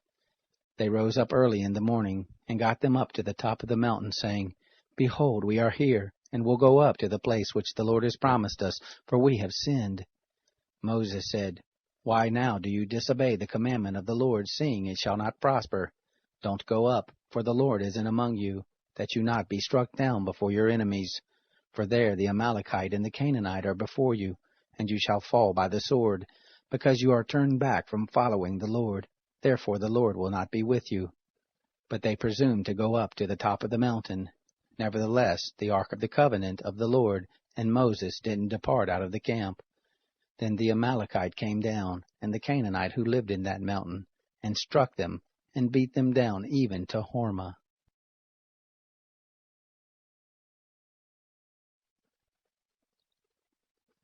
Chapter 15. The Lord spoke to Moses, saying, Speak to the children of Israel, and tell them, When you are come into the land of your habitations which I give to you, and will make an offering by fire to the Lord, a burnt offering or a sacrifice, to accomplish a vow, or as a freewill offering, or in your set feast, to make a sweet savor to the Lord, of the herd or of the flock, then shall he who offers his offering offer to the Lord a meal offering of 1/10 part of an ephah of fine flour, mixed with the 4th part of a hin of oil, and wine for the drink offering, the 4th part of a hin, shall you prepare with the burnt offering, or for the sacrifice, for each lamb. Or for a ram you shall prepare a meal offering, 2/10 parts of an ephah of fine flour, mixed with the 3rd part of a hin of oil. And for the drink offering you shall offer the 3rd part of a hin of wine, of a sweet savor to the Lord. When you prepare a bull for a burnt offering, or for a sacrifice, to accomplish a vow, or for peace offerings to the Lord, then shall he offer with the bull a meal offering of 3/10 parts of an ephah of fine flour, mixed with half a hin of oil. And you shall offer for the drink offering half a hin of wine, for an offering made by fire, of a sweet savor to the Lord. Thus shall it be done for each bull, or for each ram, or for each of the he-lambs or of the kids. According to the number that you shall prepare, so shall you do to every one according to their number. All who are homeborn shall do these things after this manner, in offering an offering made by fire, of a sweet savor to the Lord. If a stranger lives as a foreigner with you, or whoever may be among you throughout your generations, and will offer an offering made by fire, of a sweet savor to the Lord as you do, so shall he do. For the assembly there shall be one statute for you, and for the stranger who lives as a foreigner with you, a statute forever throughout your generations. As you are, so shall the foreigner be before the Lord. One law and one ordinance shall be for you, and for the stranger who lives as a foreigner with you.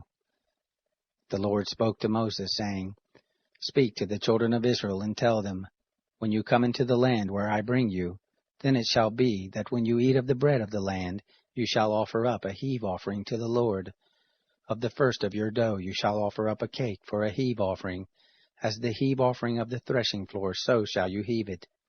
Of the first of your dough you shall give to the Lord a heave offering throughout your generations. When you shall err, and not observe all these commandments which the Lord has spoken to Moses, even all that the Lord has commanded you by Moses, from the day that the Lord gave commandment and onward throughout your generations, then it shall be, if it be done unwittingly, without the knowledge of the congregation, that all the congregation shall offer one young bull for a burnt offering, for a sweet savor to the Lord, with the meal offering of it, and the drink offering of it, according to the ordinance, and one male goat for a sin offering. The priest shall make atonement for all the congregation of the children of Israel, and they shall be forgiven, for it was an error, and they have brought their offering, an offering made by fire to the Lord, and their sin offering before the Lord for their error. And all the congregation of the children of Israel shall be forgiven, and the stranger who lives as a foreigner among them, for in respect of all the people it was done unwittingly. If one person sin unwittingly, then he shall offer a female goat 1 year old for a sin offering. The priest shall make atonement for the soul who errs, when he sins unwittingly before the Lord, to make atonement for him, and he shall be forgiven. You shall have one law for him who does anything unwittingly, for him who is homeborn among the children of Israel, and for the stranger who lives as a foreigner among them.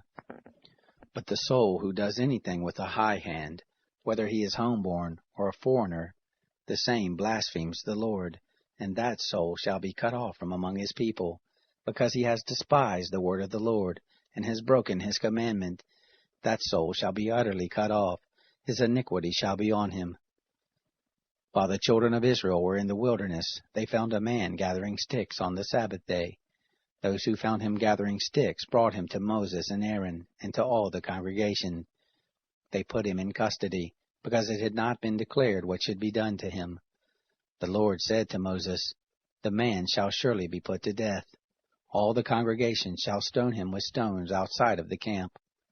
All the congregation brought him outside of the camp, and stoned him to death with stones, as the Lord commanded Moses. The Lord spoke to Moses, saying, Speak to the children of Israel, and tell them to make fringes in the borders of their garments throughout their generations, and that they put on the fringe of each border a cord of blue. And it shall be to you for a fringe, that you may look on it, and remember all the commandments of the Lord, and do them, and that you do not follow after your own heart and your own eyes, after which you used to play the prostitute, that you may remember and do all my commandments, and be holy to your God. I am the Lord your God, who brought you out of the land of Egypt, to be your God. I am the Lord your God.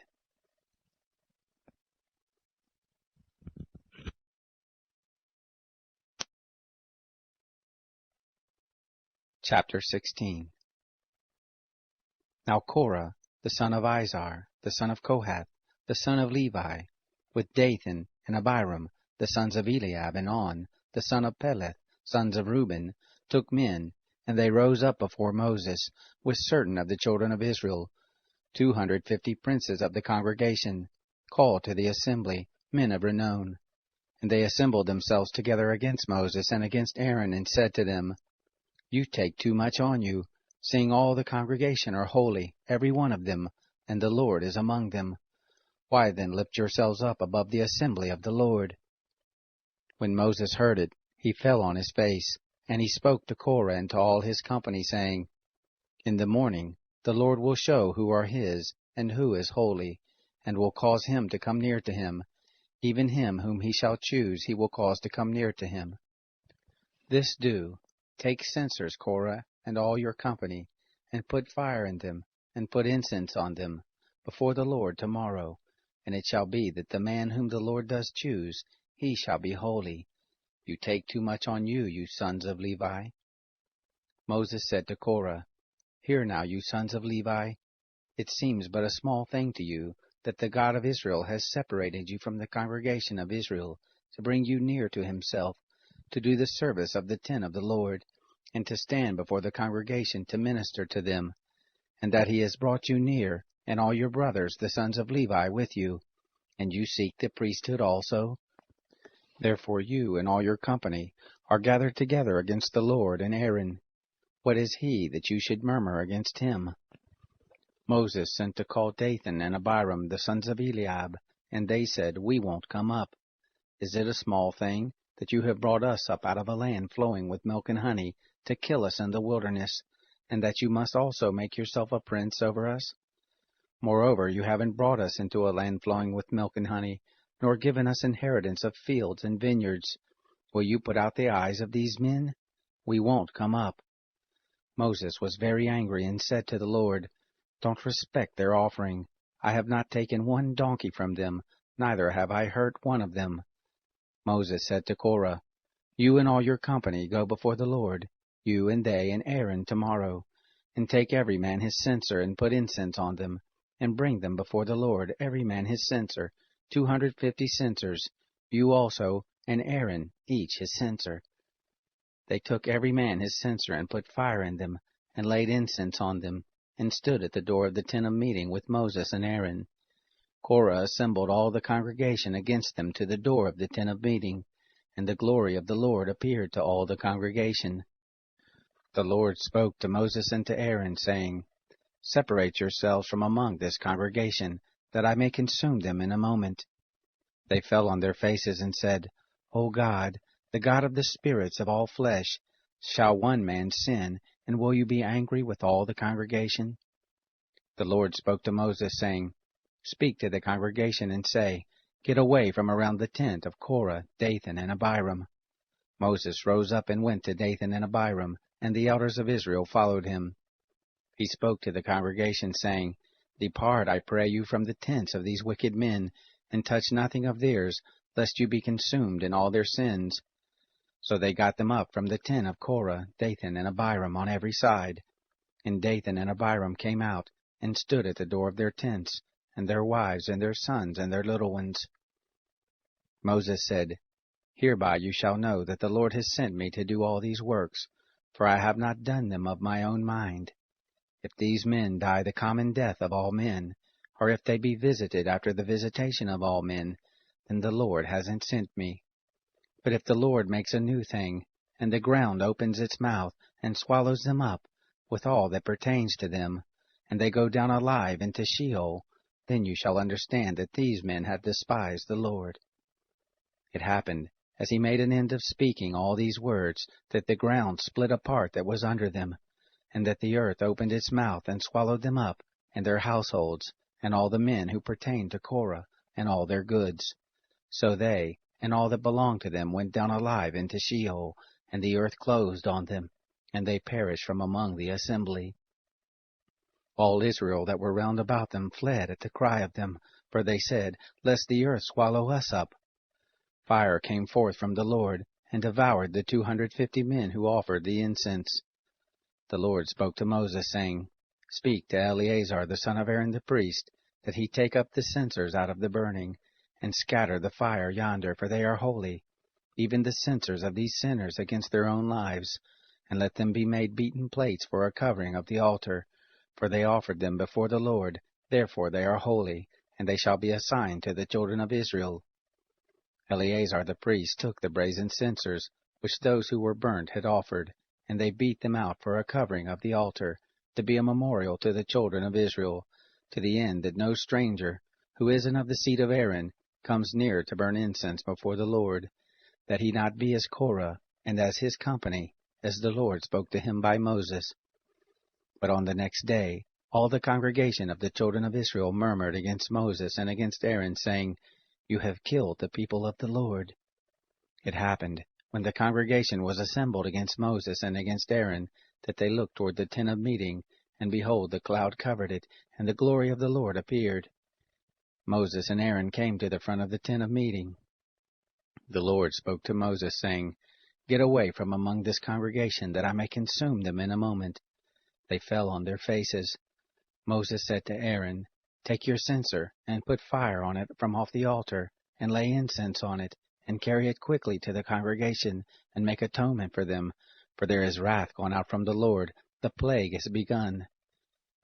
Aaron took as Moses spoke, and ran into the midst of the assembly, and behold, the plague had begun among the people. And he put on the incense, and made atonement for the people. He stood between the dead and the living, and the plague was stopped. Now those who died by the plague were 14,700, besides those who died about the matter of Korah. Aaron returned to Moses to the door of the tent of meeting, and the plague was stopped. Chapter 17.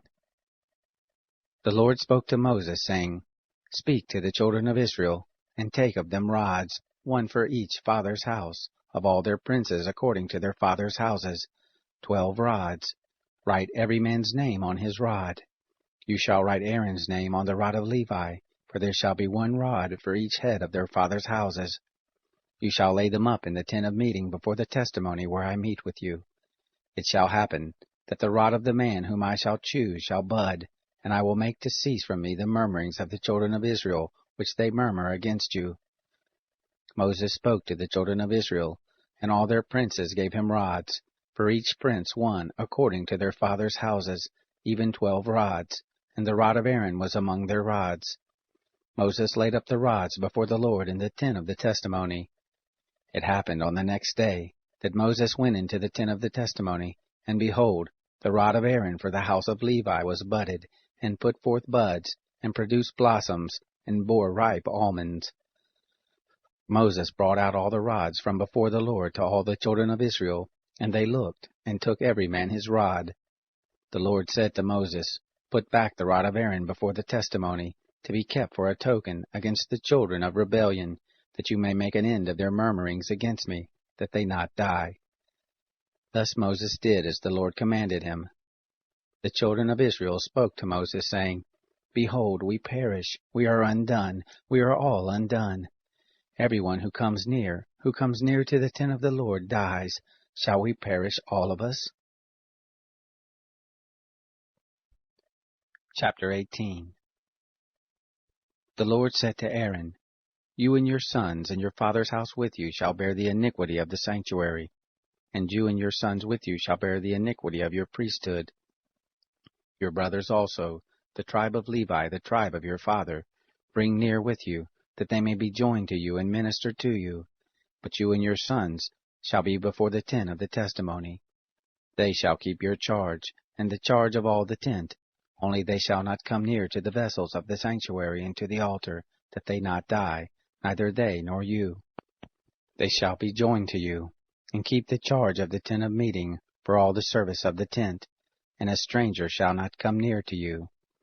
You shall keep the charge of the sanctuary and the charge of the altar, that there be wrath no more on the children of Israel. Behold, I have taken your brothers the Levites from among the children of Israel. To you they are a gift, given to the Lord to do the service of the tent of meeting. You and your sons with you shall keep your priesthood for everything of the altar, and for that within the veil, and you shall serve. I give you the priesthood as a service of gift, and the stranger who comes near shall be put to death. The Lord spoke to Aaron, Behold, I have given you the charge of my heave offerings, even all the holy things of the children of Israel. To you have I given them by reason of the anointing, and to your sons as a portion forever. This shall be yours of the most holy things, reserved from the fire. Every offering of theirs, even every meal offering of theirs, and every sin offering of theirs, and every trespass offering of theirs, which they shall render to me, shall be most holy for you and for your sons. As the most holy things shall you eat of it, every male shall eat of it, it shall be holy to you. This is yours, the heave offering of their gift, even all the wave offerings of the children of Israel. I have given them to you and to your sons and to your daughters with you, as a portion forever. Every one who is clean in your house shall eat of it. All the best of the oil, and all the best of the vintage and of the grain, the firstfruits of them which they give to the Lord, to you have I given them. The first ripe fruits of all that is in their land, which they bring to the Lord, shall be yours. Every one who is clean in your house shall eat of it. Everything devoted in Israel shall be yours. Everything that opens the womb, of all flesh which they offer to the Lord, both of man and animal, shall be yours. Nevertheless, the firstborn of men shall you surely redeem, and the firstborn of unclean animals shall you redeem. Those who are to be redeemed of them from a month old shall you redeem, according to your estimation, for the money of 5 shekels, after the shekel of the sanctuary. The same is 20 gerahs. But the firstborn of a cow, or the firstborn of a sheep, or the firstborn of a goat you shall not redeem. They are holy. You shall sprinkle their blood on the altar, and shall burn their fat for an offering made by fire, for a sweet savor to the Lord. The flesh of them shall be yours, as the way breast, and as the right thigh it shall be yours. All the heave offerings of the holy things which the children of Israel offer to the Lord have I given you, and your sons and your daughters with you, as a portion forever. It is a covenant of salt forever before the Lord to you, and to your seed with you. The Lord said to Aaron, You shall have no inheritance in their land, neither shall you have any portion among them. I am your portion, and your inheritance among the children of Israel. To the children of Levi, behold, I have given all the tithe in Israel for an inheritance, in return for their service which they serve, even the service of the tent of meeting. Henceforth the children of Israel shall not come near the tent of meeting, lest they bear sin and die. But the Levites shall do the service of the tent of meeting, and they shall bear their iniquity. It shall be a statute forever throughout your generations, and among the children of Israel they shall have no inheritance. For the tithe of the children of Israel, which they offer as a heave offering to the Lord, I have given to the Levites for an inheritance. Therefore I have said to them, Among the children of Israel they shall have no inheritance. The Lord spoke to Moses, saying, Moreover you shall speak to the Levites, and tell them, When you take of the children of Israel the tithe which I have given you from them for your inheritance, then you shall offer up a heave offering of it for the Lord, a tithe of the tithe. Your heave offering shall be reckoned to you, as though it were the grain of the threshing floor, and as the fullness of the winepress. Thus you also shall offer a heave offering to the Lord of all your tithes, which you receive of the children of Israel, and of it you shall give the Lord's heave offering to Aaron the priest. Out of all your gifts you shall offer every heave offering of the Lord, of all the best of it, even the holy part of it out of it. Therefore you shall tell them, When you heave the best of it from it, then it shall be reckoned to the Levites as the increase of the threshing floor, and as the increase of the winepress. You shall eat it in every place, you and your households, for it is your reward in return for your service in the tent of meeting. You shall bear no sin by reason of it, when you have heaved from it the best of it, and you shall not profane the holy things of the children of Israel, that you not die. Chapter 19. The Lord spoke to Moses and to Aaron, saying, This is the statute of the law which the Lord has commanded, saying, Speak to the children of Israel, that they bring you a red heifer without spot, in which is no blemish, and on which never came a yoke. You shall give her to Eleazar the priest, and he shall bring her forth outside of the camp, and one shall kill her before his face. And Eleazar the priest shall take of her blood with his finger, and sprinkle her blood toward the front of the tent of meeting 7 times. One shall burn the heifer in his sight, her skin and her flesh and her blood with her dung shall he burn. And the priest shall take cedar wood, and hyssop, and scarlet, and cast it into the midst of the burning of the heifer. Then the priest shall wash his clothes, and he shall bathe his flesh in water, and afterward he shall come into the camp, and the priest shall be unclean until the evening.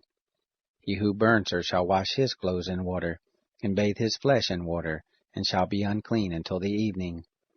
A man who is clean shall gather up the ashes of the heifer, and lay them up outside of the camp in a clean place, and it shall be kept for the congregation of the children of Israel, for a water for impurity. It is a sin offering. He who gathers the ashes of the heifer shall wash his clothes, and be unclean until the evening. And it shall be to the children of Israel, and to the stranger who lives as a foreigner among them, for a statute forever. He who touches the dead body of any man shall be unclean 7 days. The same shall purify himself therewith on the 3rd day, and on the 7th day he shall be clean.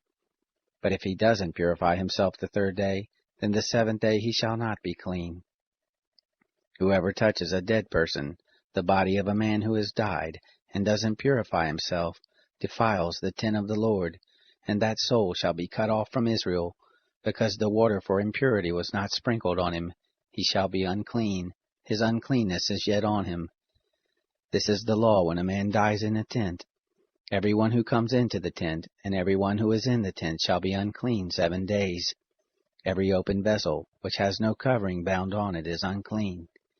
Whoever in the open field touches one who is slain with a sword, or a dead body, or a bone of a man, or a grave, shall be unclean 7 days.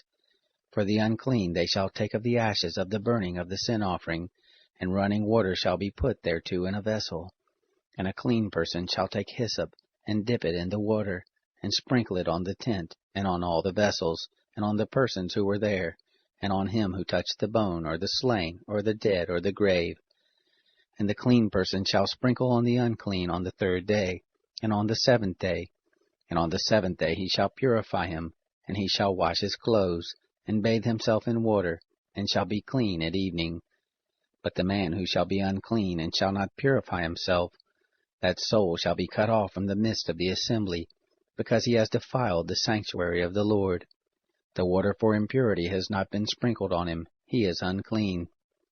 It shall be a perpetual statute to them, and he who sprinkles the water for impurity shall wash his clothes, and he who touches the water for impurity shall be unclean until evening.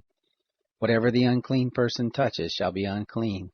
and the soul that touches it shall be unclean until evening.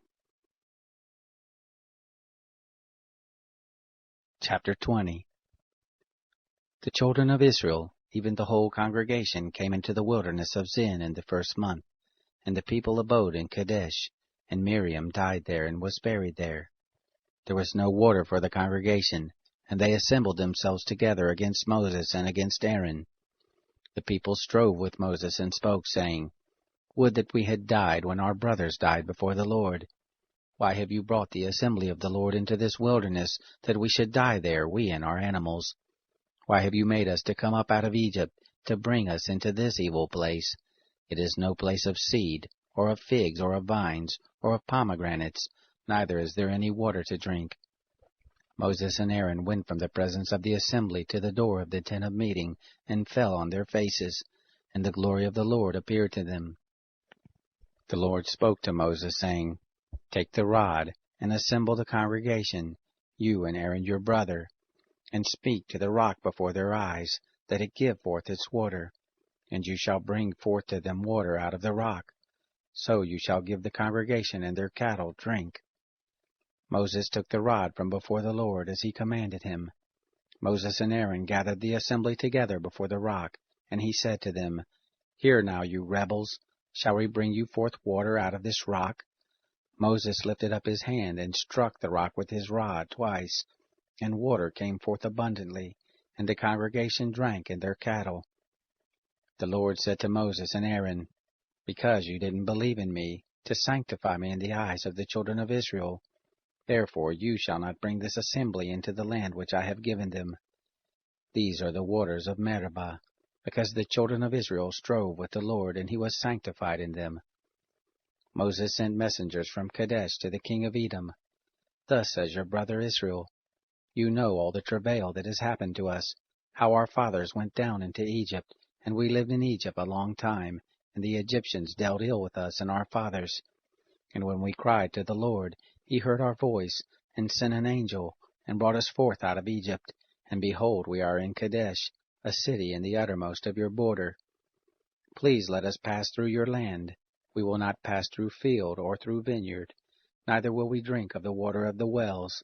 We will go along the king's highway. We will not turn aside to the right hand nor to the left, until we have passed your border. Edom said to him, You shall not pass through me, lest I come out with the sword against you. The children of Israel said to him, We will go up by the highway, and if we drink of your water, I and my cattle, then I will give the price of it. Let me only, without doing anything else, pass through on my feet. He said, You shall not pass through. Edom came out against him with much people and with a strong hand. Thus Edom refused to give Israel passage through his border, and Israel turned away from him. They traveled from Kadesh, and the children of Israel, even the whole congregation, came to Mount Hor. The Lord spoke to Moses and Aaron in Mount Hor, by the border of the land of Edom, saying, Aaron shall be gathered to his people, for he shall not enter into the land which I have given to the children of Israel, because you rebelled against my word at the waters of Meribah. Take Aaron and Eleazar his son, and bring them up to Mount Hor, and strip Aaron of his garments, and put them on Eleazar his son, and Aaron shall be gathered to his people, and shall die there. Moses did as the Lord commanded, and they went up into Mount Hor in the sight of all the congregation.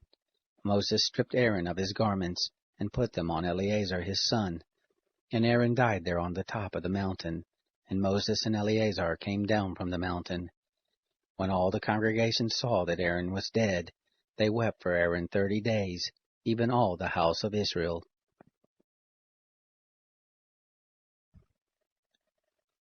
Chapter 21.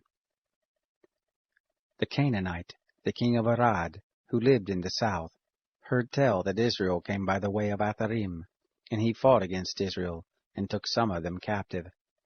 Israel vowed a vow to the Lord, and said, If you will indeed deliver this people into my hand, then I will utterly destroy their cities.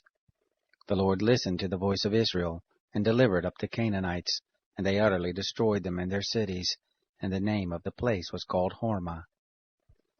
They traveled from Mount Hor by the way to the Red Sea, to compass the land of Edom, and the soul of the people was much discouraged because of the way. The people spoke against God and against Moses. Why have you brought us up out of Egypt to die in the wilderness? For there is no bread and there is no water, and our soul loathes this light bread. The Lord sent fiery serpents among the people, and they bit the people, and many of the people of Israel died. The people came to Moses and said, We have sinned because we have spoken against the Lord and against you. Pray to the Lord that he take away the serpents from us. Moses prayed for the people. The Lord said to Moses, Make a fiery serpent, and set it on a pole, and it shall happen that everyone who is bitten when he sees it shall live. Moses made a serpent of brass and set it on the standard, and it happened that if a serpent had bitten any man, when he looked to the serpent of brass, he lived. The children of Israel traveled and encamped in Oboth. They traveled from Oboth and encamped at Iye-abarim, in the wilderness which is before Moab toward the sunrise. From there they traveled and encamped in the valley of Zered. From there they traveled and encamped on the other side of the Arnon, which is in the wilderness, that comes out of the border of the Amorites, for the Arnon is the border of Moab, between Moab and the Amorites.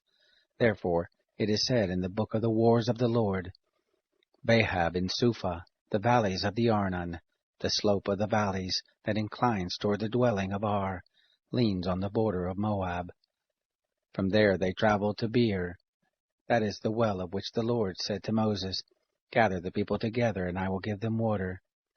Then sang Israel this song, Spring up, O well, sing to it, the well which the princes dug, which the nobles of the people dug, with the scepter and with their poles.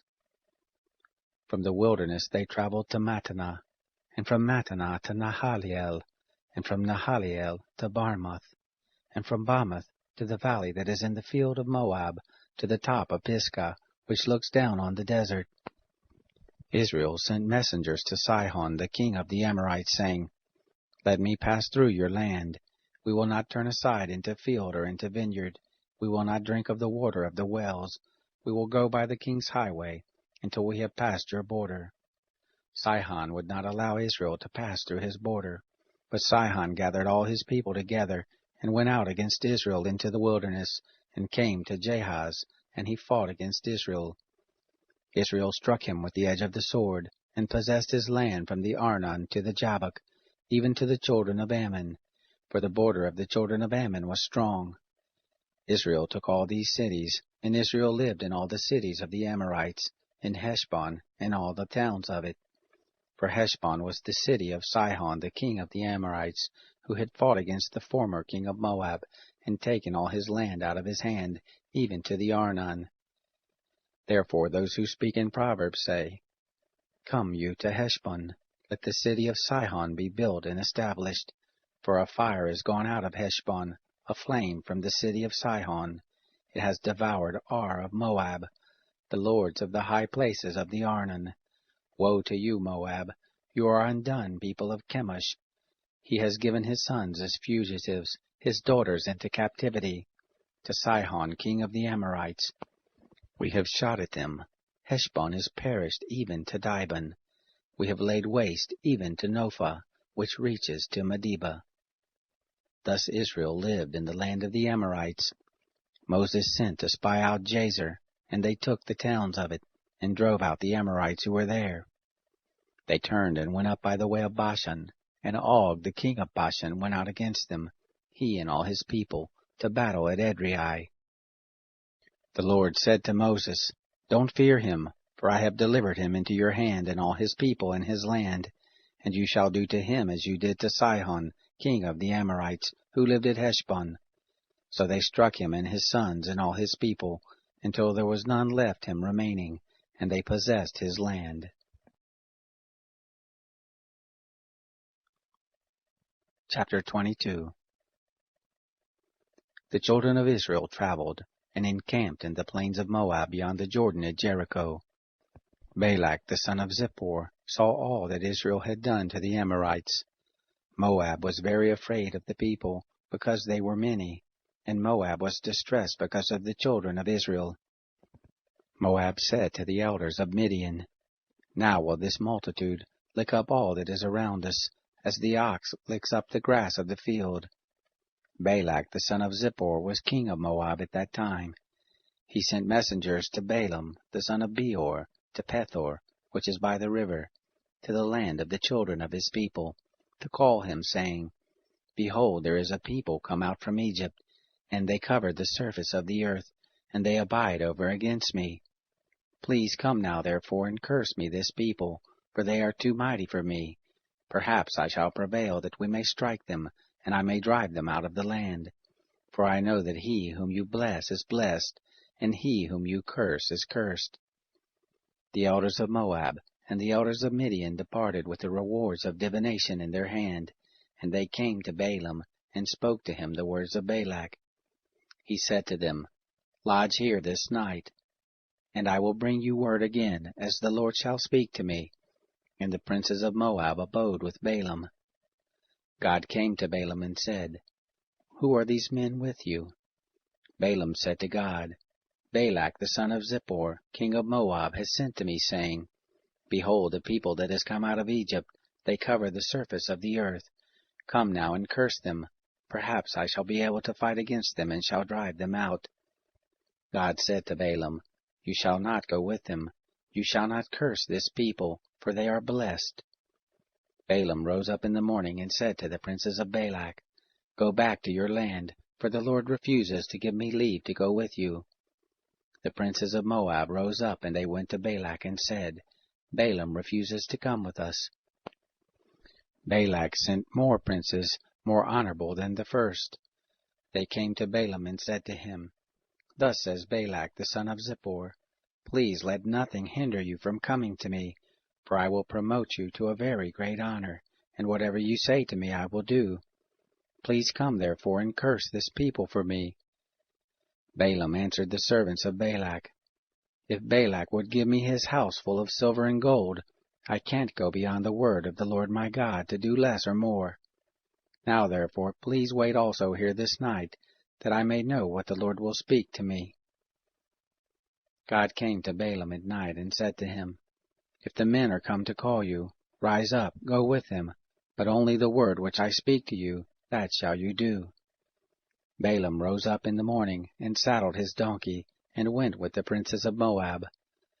God's anger was kindled because he went, and the angel of the Lord placed himself in the way for an adversary against him. Now he was riding on his donkey, and his 2 servants were with him. The donkey saw the angel of the Lord standing in the way, with his sword drawn in his hand, and the donkey turned aside out of the way and went into the field, and Balaam struck the donkey to turn her into the way. Then the angel of the Lord stood in a narrow path between the vineyards, a wall being on this side, and a wall on that side. The donkey saw the angel of the Lord, and she thrust herself to the wall, and crushed Balaam's foot against the wall, and he struck her again. The angel of the Lord went further, and stood in a narrow place, where there was no way to turn either to the right hand or to the left. The donkey saw the angel of the Lord, and she lay down under Balaam. And Balaam's anger was kindled, and he struck the donkey with his staff. The Lord opened the mouth of the donkey, and she said to Balaam, What have I done to you, that you have struck me these 3 times? Balaam said to the donkey, Because you have mocked me. I would there were a sword in my hand, for now I would kill you. The donkey said to Balaam, Am I not your donkey, on which you have ridden all your life long to this day? Have I ever done this to you before? And he said, No. Then the Lord opened the eyes of Balaam, and he saw the angel of the Lord standing in the way, with his sword drawn in his hand, and he bowed his head, and fell on his face. The angel of the Lord said to him, Why have you struck your donkey these 3 times? Behold, I have come forth as an adversary, because your way is perverse before me. And the donkey saw me, and turned aside before me these 3 times. Unless ye had turned aside from me, surely now I had even slain you, and saved her alive. Balaam said to the angel of the Lord, I have sinned, for I didn't know that you stood in the way against me. Now therefore, if it displease you, I will go back again. The angel of the Lord said to Balaam, Go with the men, but only the word that I shall speak to you, that shall you speak. So Balaam went with the princes of Balak. When Balak heard that Balaam was come, he went out to meet him to the city of Moab, which is on the border of the Arnon, which is in the utmost part of the border. Balak said to Balaam, Didn't I earnestly send to you to call you? Why didn't you come to me? Am I not able indeed to promote you to honor? Balaam said to Balak, Behold, I have come to you. Have I now any power at all to speak anything? The word that God puts in my mouth, that shall I speak. Balaam went with Balak, and they came to Kiriath-Huzoth. Balak sacrificed oxen and sheep, and sent to Balaam, and to the princes who were with him. It happened in the morning that Balak took Balaam, and brought him up to the high places of Baal, and he saw from there the utmost part of the people. Chapter 23. Balaam said to Balak, Build me here 7 altars, and prepare me 7 bulls and 7 rams. Balak did as Balaam had spoken, and Balak and Balaam offered on every altar a bull and a ram. Balaam said to Balak, Stand by your burnt offering, and I will go. Perhaps the Lord will come to meet me, and whatever he shows me I will tell you. He went to a bare height. God met Balaam, and he said to him, I have prepared the 7 altars, and I have offered up a bull and a ram on every altar. The Lord put a word in Balaam's mouth, and said, Return to Balak, and thus shall you speak. He returned to him, and behold, he was standing by his burnt offering, he and all the princes of Moab. He took up his parable, and said, From Aram has Balak brought me, the king of Moab from the mountains of the east. Come, curse me Jacob, come, and defy Israel. How shall I curse, whom God has not cursed? How shall I defy, whom the Lord has not defied? For from the top of the rocks I see him, from the hills I see him. Behold, it is a people that dwells alone, and shall not be reckoned among the nations. Who can count the dust of Jacob, or number the 4th part of Israel? Let me die the death of the righteous. Let my last end be like his. Balak said to Balaam, What have you done to me?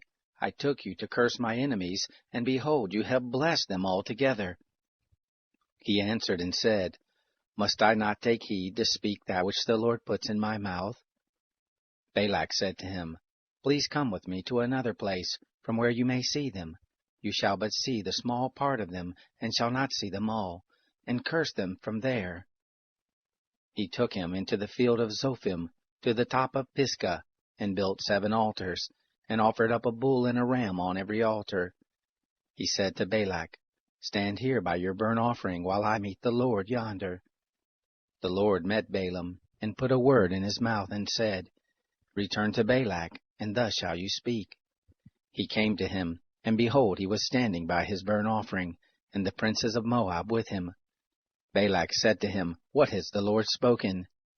He took up his parable, and said, Rise up, Balak, and hear. Listen to me, you son of Zippor. God is not a man that he should lie, neither the son of man that he should repent. Has he said, and will he not do it? Or has he spoken, and will he not make it good? Behold, I have received commandment to bless. He has blessed, and I can't reverse it. He has not seen iniquity in Jacob, neither has he seen perverseness in Israel. The Lord his God is with him, the shout of a king is among them. God brings them forth out of Egypt. He has, as it were, the strength of the wild ox. Surely there is no enchantment with Jacob, neither is there any divination with Israel. Now shall it be said of Jacob and of Israel, What has God done?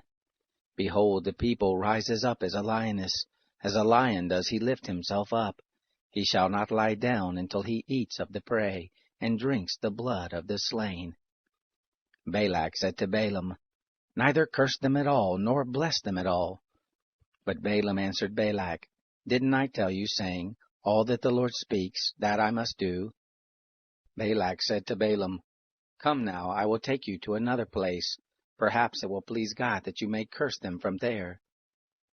Balak took Balaam to the top of Peor, that looks down on the desert.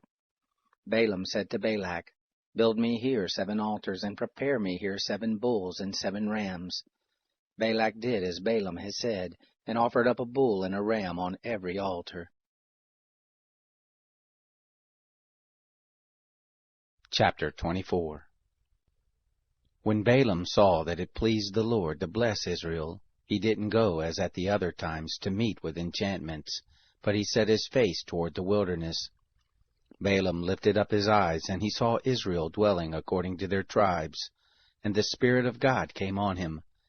He took up his parable and said, Balaam the son of Beor says, the man whose eye was closed says, he says who hears the words of God, who sees the vision of the Almighty, falling down and having his eyes open. How goodly are your tents, Jacob, your tents, O Israel! As valleys are they spread forth, as gardens by the riverside, as aloes which the Lord has planted, as cedar trees beside the waters. Water shall flow from his buckets, his seed shall be in many waters, his king shall be higher than Agag, his kingdom shall be exalted. God brings him forth out of Egypt. He has, as it were, the strength of the wild ox. He shall eat up the nations as his adversaries.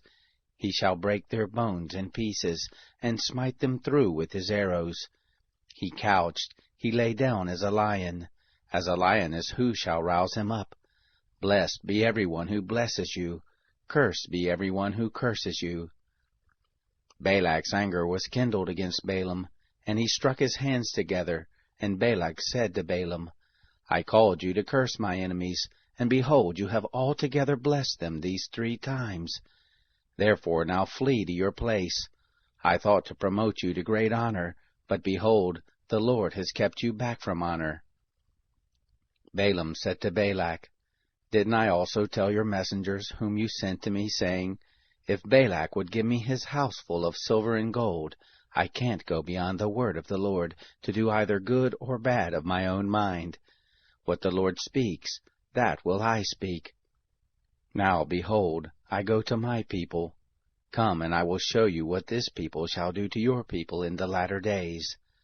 He took up his parable and said, Balaam the son of Beor says, the man whose eye was closed says, he says who hears the words of God, and knows the knowledge of the Most High, who sees the vision of the Almighty, falling down and having his eyes open.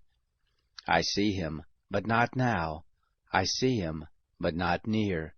There shall come forth a star out of Jacob, a scepter shall rise out of Israel, and shall strike through the corners of Moab, and break down all the sons of tumult. Edom shall be a possession, and Seir also shall be a possession, who were his enemies, while Israel does valiantly. Out of Jacob shall one have dominion. He shall destroy the remnant from the city. He looked at Amalek, and took up his parable, and said, Amalek was the first of the nations, but his latter end shall come to destruction. He looked at the Kenite, and took up his parable, and said, Strong is your dwelling place, your nest is set in the rock. Nevertheless Cain shall be wasted, until Asher shall carry you away captive. He took up his parable, and said, Alas, who shall live when God does this? But ships shall come from the coast of Kittim. They shall afflict Asher, and shall afflict Eber. He also shall come to destruction. Balaam rose up and went, and returned to his place, and Balak also went his way. Chapter 25. Israel abode in Shittim, and the people began to play the prostitute with the daughters of Moab, for they called the people to the sacrifices of their gods, and the people ate, and bowed down to their gods. Israel joined himself to Baal Peor, and the anger of the Lord was kindled against Israel. The Lord said to Moses, Take all the chiefs of the people, and hang them up to the Lord before the sun, that the fierce anger of the Lord may turn away from Israel. Moses turned to the judges of Israel, Kill every one his men who have joined themselves to Baal Peor. Behold, one of the children of Israel came and brought to his brothers a Midianite woman in the sight of Moses, and in the sight of all the congregation of the children of Israel, while they were weeping at the door of the tent of meeting. When Phinehas, the son of Eleazar, the son of Aaron the priest, saw it, he rose up from the midst of the congregation, and took a spear in his hand, And he went after the man of Israel into the pavilion, and thrust both of them through, the man of Israel and the woman through her body. So the plague was stayed from the children of Israel. Those who died by the plague were 24,000. The Lord spoke to Moses, saying, Phinehas, the son of Eleazar, the son of Aaron the priest, has turned my wrath away from the children of Israel, in that he was jealous with my jealousy among them, so that I didn't consume the children of Israel in my jealousy. Therefore say, Behold, I give to him my covenant of peace, and it shall be to him and to his seed after him, the covenant of an everlasting priesthood, because he was jealous for his God, and made atonement for the children of Israel. Now the name of the man of Israel that was slain, who was slain with the Midianite woman, was Zimri, the son of Salu, a prince of a father's house among the Simeonites. The name of the Midianite woman who was slain was Cozbi, the daughter of Zur. He was head of the people of a father's house in Midian. The Lord spoke to Moses, saying, Vex the Midianites and strike them, for they vex you with their wiles, with which they have deceived you in the matter of Baal Peor, and in the matter of Cozbi, the daughter of the prince of Midian, their sister, who was slain on the day of the plague in the matter of Peor.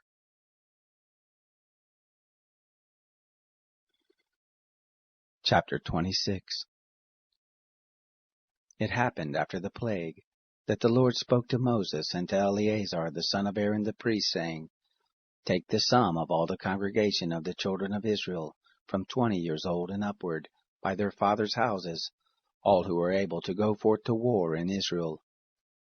Moses and Eleazar the priest spoke with them in the plains of Moab by the Jordan at Jericho, saying, Take the sum of the people, from 20 years old and upward, as the Lord commanded Moses and the children of Israel that came forth out of the land of Egypt. Reuben, the firstborn of Israel, the sons of Reuben, of Hanok, the family of the Hanokites, of Palu, the family of the Paluites, of Hezron, the family of the Hezronites, of Carmi, the family of the Carmites. These are the families of the Reubenites, and those who were numbered of them were 43,730. The sons of Palu, Eliab, the sons of Eliab, Nemuel, and Dathan, and Abiram. These are that Dathan and Abiram, who were called of the congregation, who strove against Moses and against Aaron in the company of Korah, when they strove against the Lord. And the earth opened its mouth, and swallowed them up together with Korah, when that company died, what time the fire devoured 250 men, and they became a sign. Notwithstanding, the sons of Korah didn't die. The sons of Simeon after their families, of Nemuel, the family of the Nemuelites, of Jamin, the family of the Jaminites, of Jachin, the family of the Jachinites, of Zerah, the family of the Zerhites, of Shaul, the family of the Shaulites. These are the families of the Simeonites, 22,200. The sons of Gad after their families, of Zephon, the family of the Zephonites, of Haggai, the family of the Haggites, of Shuni, the family of the Shunites, of Ozni, the family of the Oznites, of Eri, the family of the Erites, of Arad, the family of the Aradites, of Areli, the family of the Arelites. These are the families of the sons of Gad, according to those who were numbered of them, 40,500. The sons of Judah, and Onan. And and Onan died in the land of Canaan. The sons of Judah after their families were, of Shelah, the family of the Shelonites, of Perez, the family of the Perizzites, of Zerah, the family of the Zerahites. The sons of Perez were, of Hezron, the family of the Hezronites, of Hamul, the family of the Hamulites. These are the families of Judah, according to those who were numbered of them, 76,500. The sons of Issachar, after their families, of Tola, the family of the Tolaites, of Puvah, the family of the Punites, of Jashub, the family of the Jashubites, Of Shimron, the family of the Shimronites. These are the families of Issachar, according to those who were numbered of them, 64,300. The sons of Zebulun after their families. Of Sered, the family of the Seredites. Of Elon, the family of the Elonites. Of Jahaliel, the family of the Jahalites. These are the families of the Zebulunites, according to those who were numbered of them, 60,500. The sons of Joseph after their families, Manasseh and Ephraim. The sons of Manasseh, of Machir, the family of the Machirites. And Machir became the father of Gilead. Of Gilead, the family of the Gileadites. These are the sons of Gilead.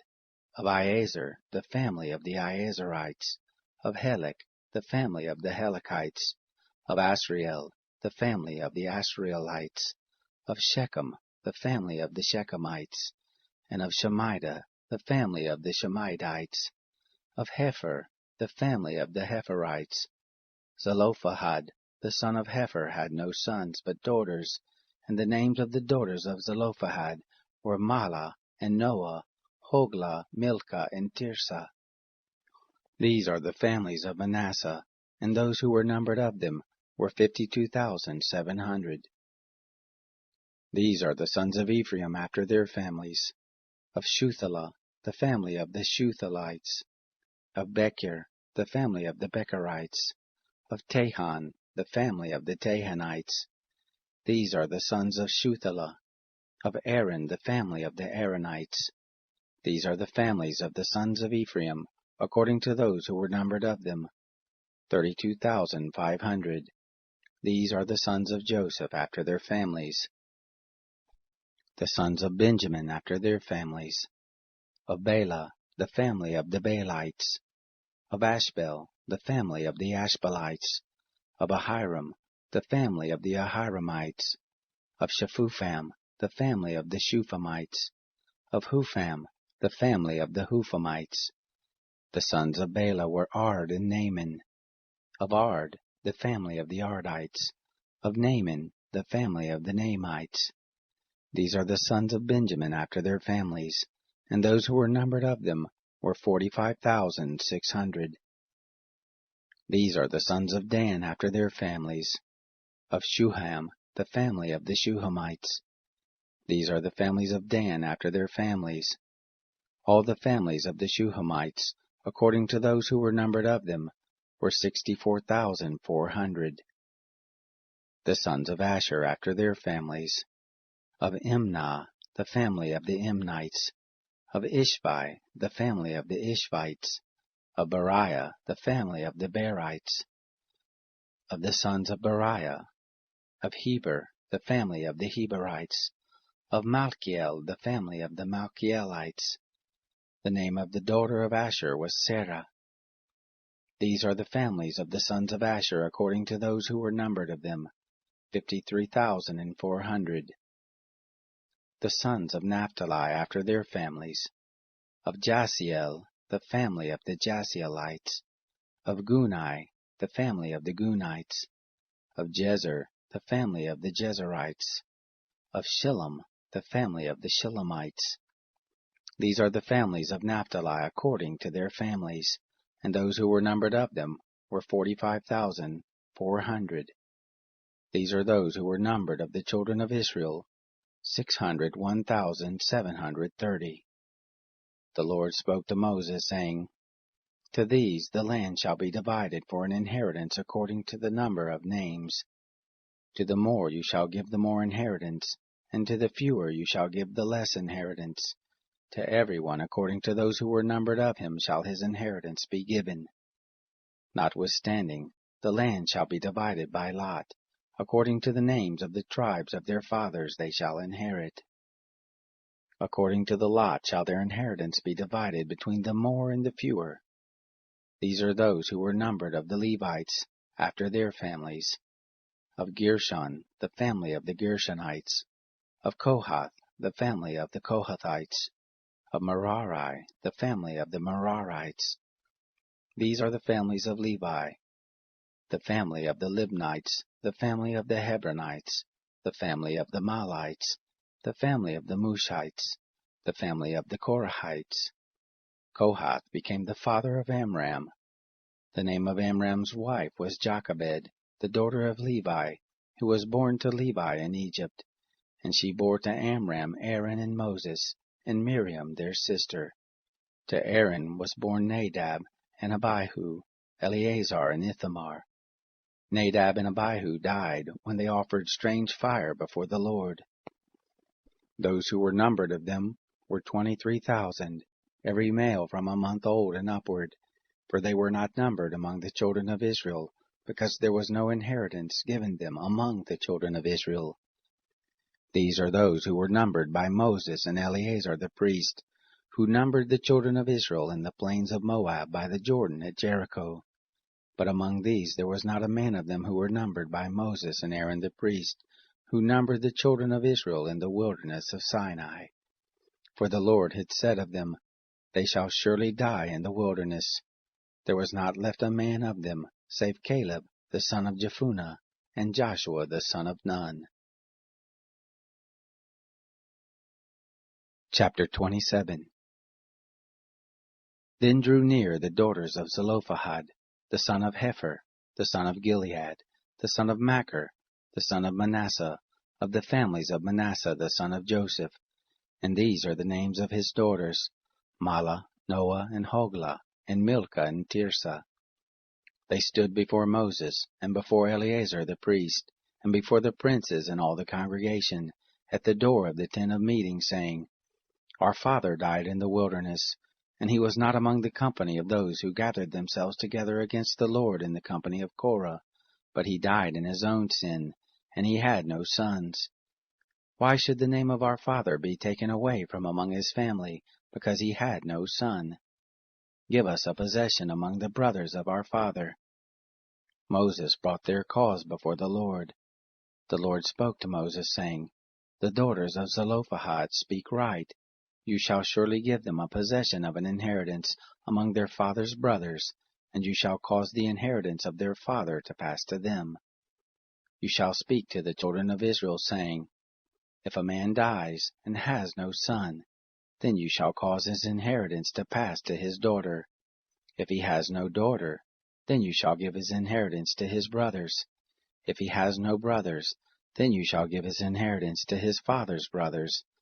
If his father has no brothers, then you shall give his inheritance to his kinsman, who is next to him of his family, and he shall possess it, and it shall be to the children of Israel a statute and an ordinance, as the Lord commanded Moses. The Lord said to Moses, Go up into this mountain of Abiram, and see the land which I have given to the children of Israel. When you have seen it, you also shall be gathered to your people, as Aaron your brother was gathered, because you rebelled against my word in the wilderness of Zin, in the strife of the congregation, to sanctify me at the waters before their eyes. These are the waters of Meribah of Kadesh, in the wilderness of Sin. Moses spoke to the Lord, saying, Let the Lord, the God of the spirits of all flesh, appoint a man over the congregation, who may go out before them, and who may come in before them, and who may lead them out, and who may bring them in, that the congregation of the Lord not be as sheep which have no shepherd. The Lord said to Moses, Take Joshua the son of Nun, a man in whom is the Spirit, and lay your hand on him, and set him before Eleazar the priest, and before all the congregation, and give him a charge in their sight. You shall put of your honor on him, that all the congregation of the children of Israel may obey. He shall stand before Eleazar the priest, who shall inquire for him by the judgment of the Urim before the Lord. At his word shall they go out, and at his word shall they come in, both he and all the children of Israel with him, even all the congregation. Moses did as the Lord commanded him, and he took Joshua, and set him before Eleazar the priest, and before all the congregation, and he laid his hands on him, and gave him a charge, as the Lord spoke by Moses.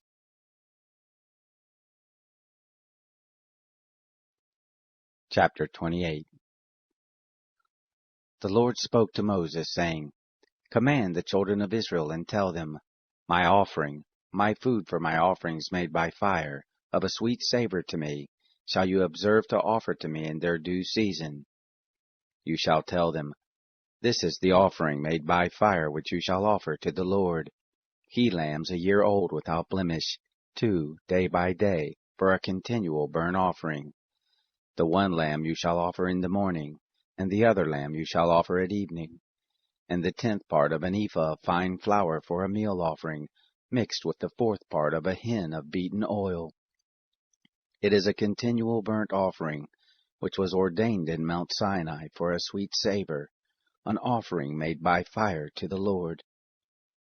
The drink offering of it shall be the 4th part of a hin for the one lamb. In the holy place shall you pour out a drink offering of strong drink to the Lord. The other lamb shall you offer at evening, as the meal offering of the morning, and as the drink offering of it, you shall offer it, an offering made by fire, of a sweet savor to the Lord. On the Sabbath day, 2 he-lambs a year old without blemish, and 2/10 parts of an ephah of fine flour for a meal offering mixed with oil, and the drink offering. This is the burnt offering of every Sabbath, besides the continual burnt offering and the drink offering.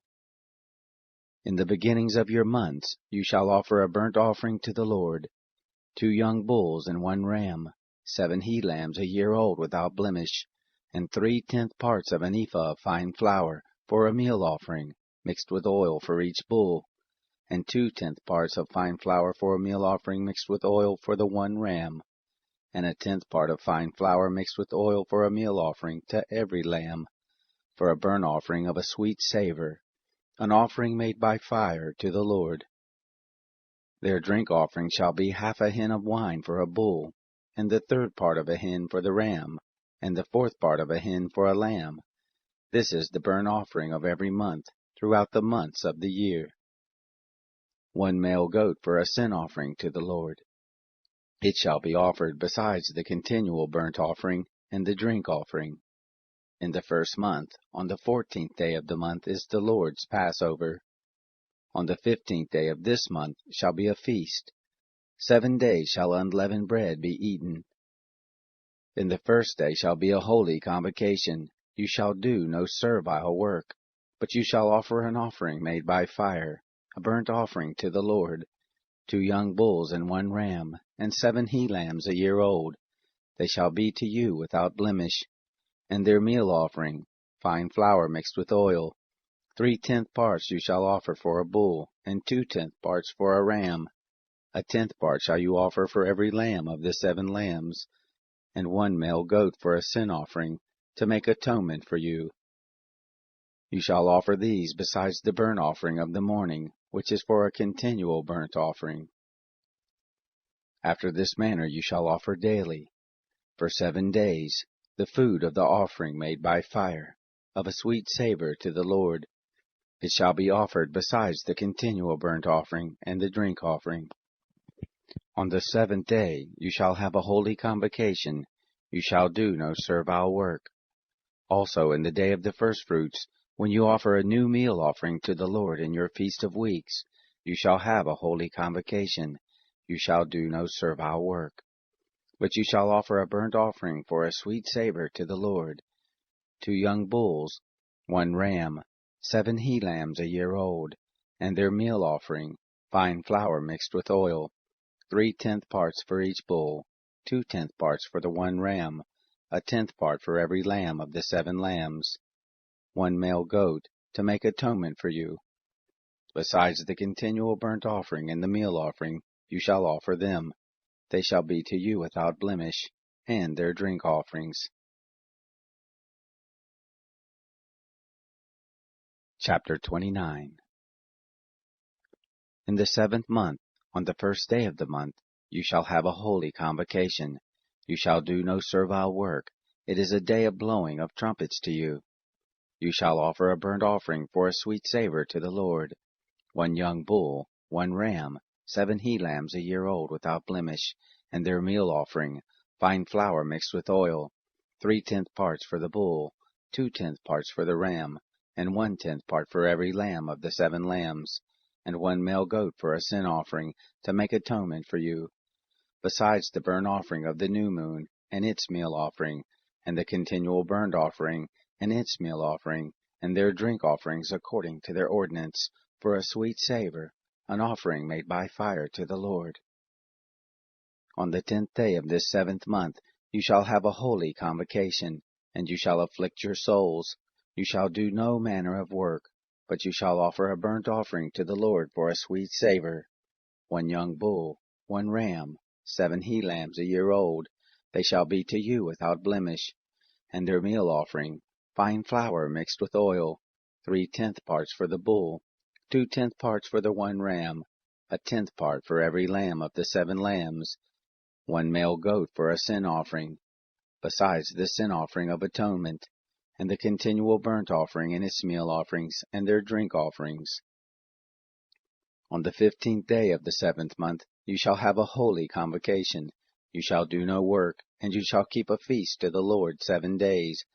And you shall offer a burnt offering, an offering made by fire, of a sweet savor to the Lord, 13 young bulls, 2 rams, 14 he-lambs a year old. They shall be without blemish.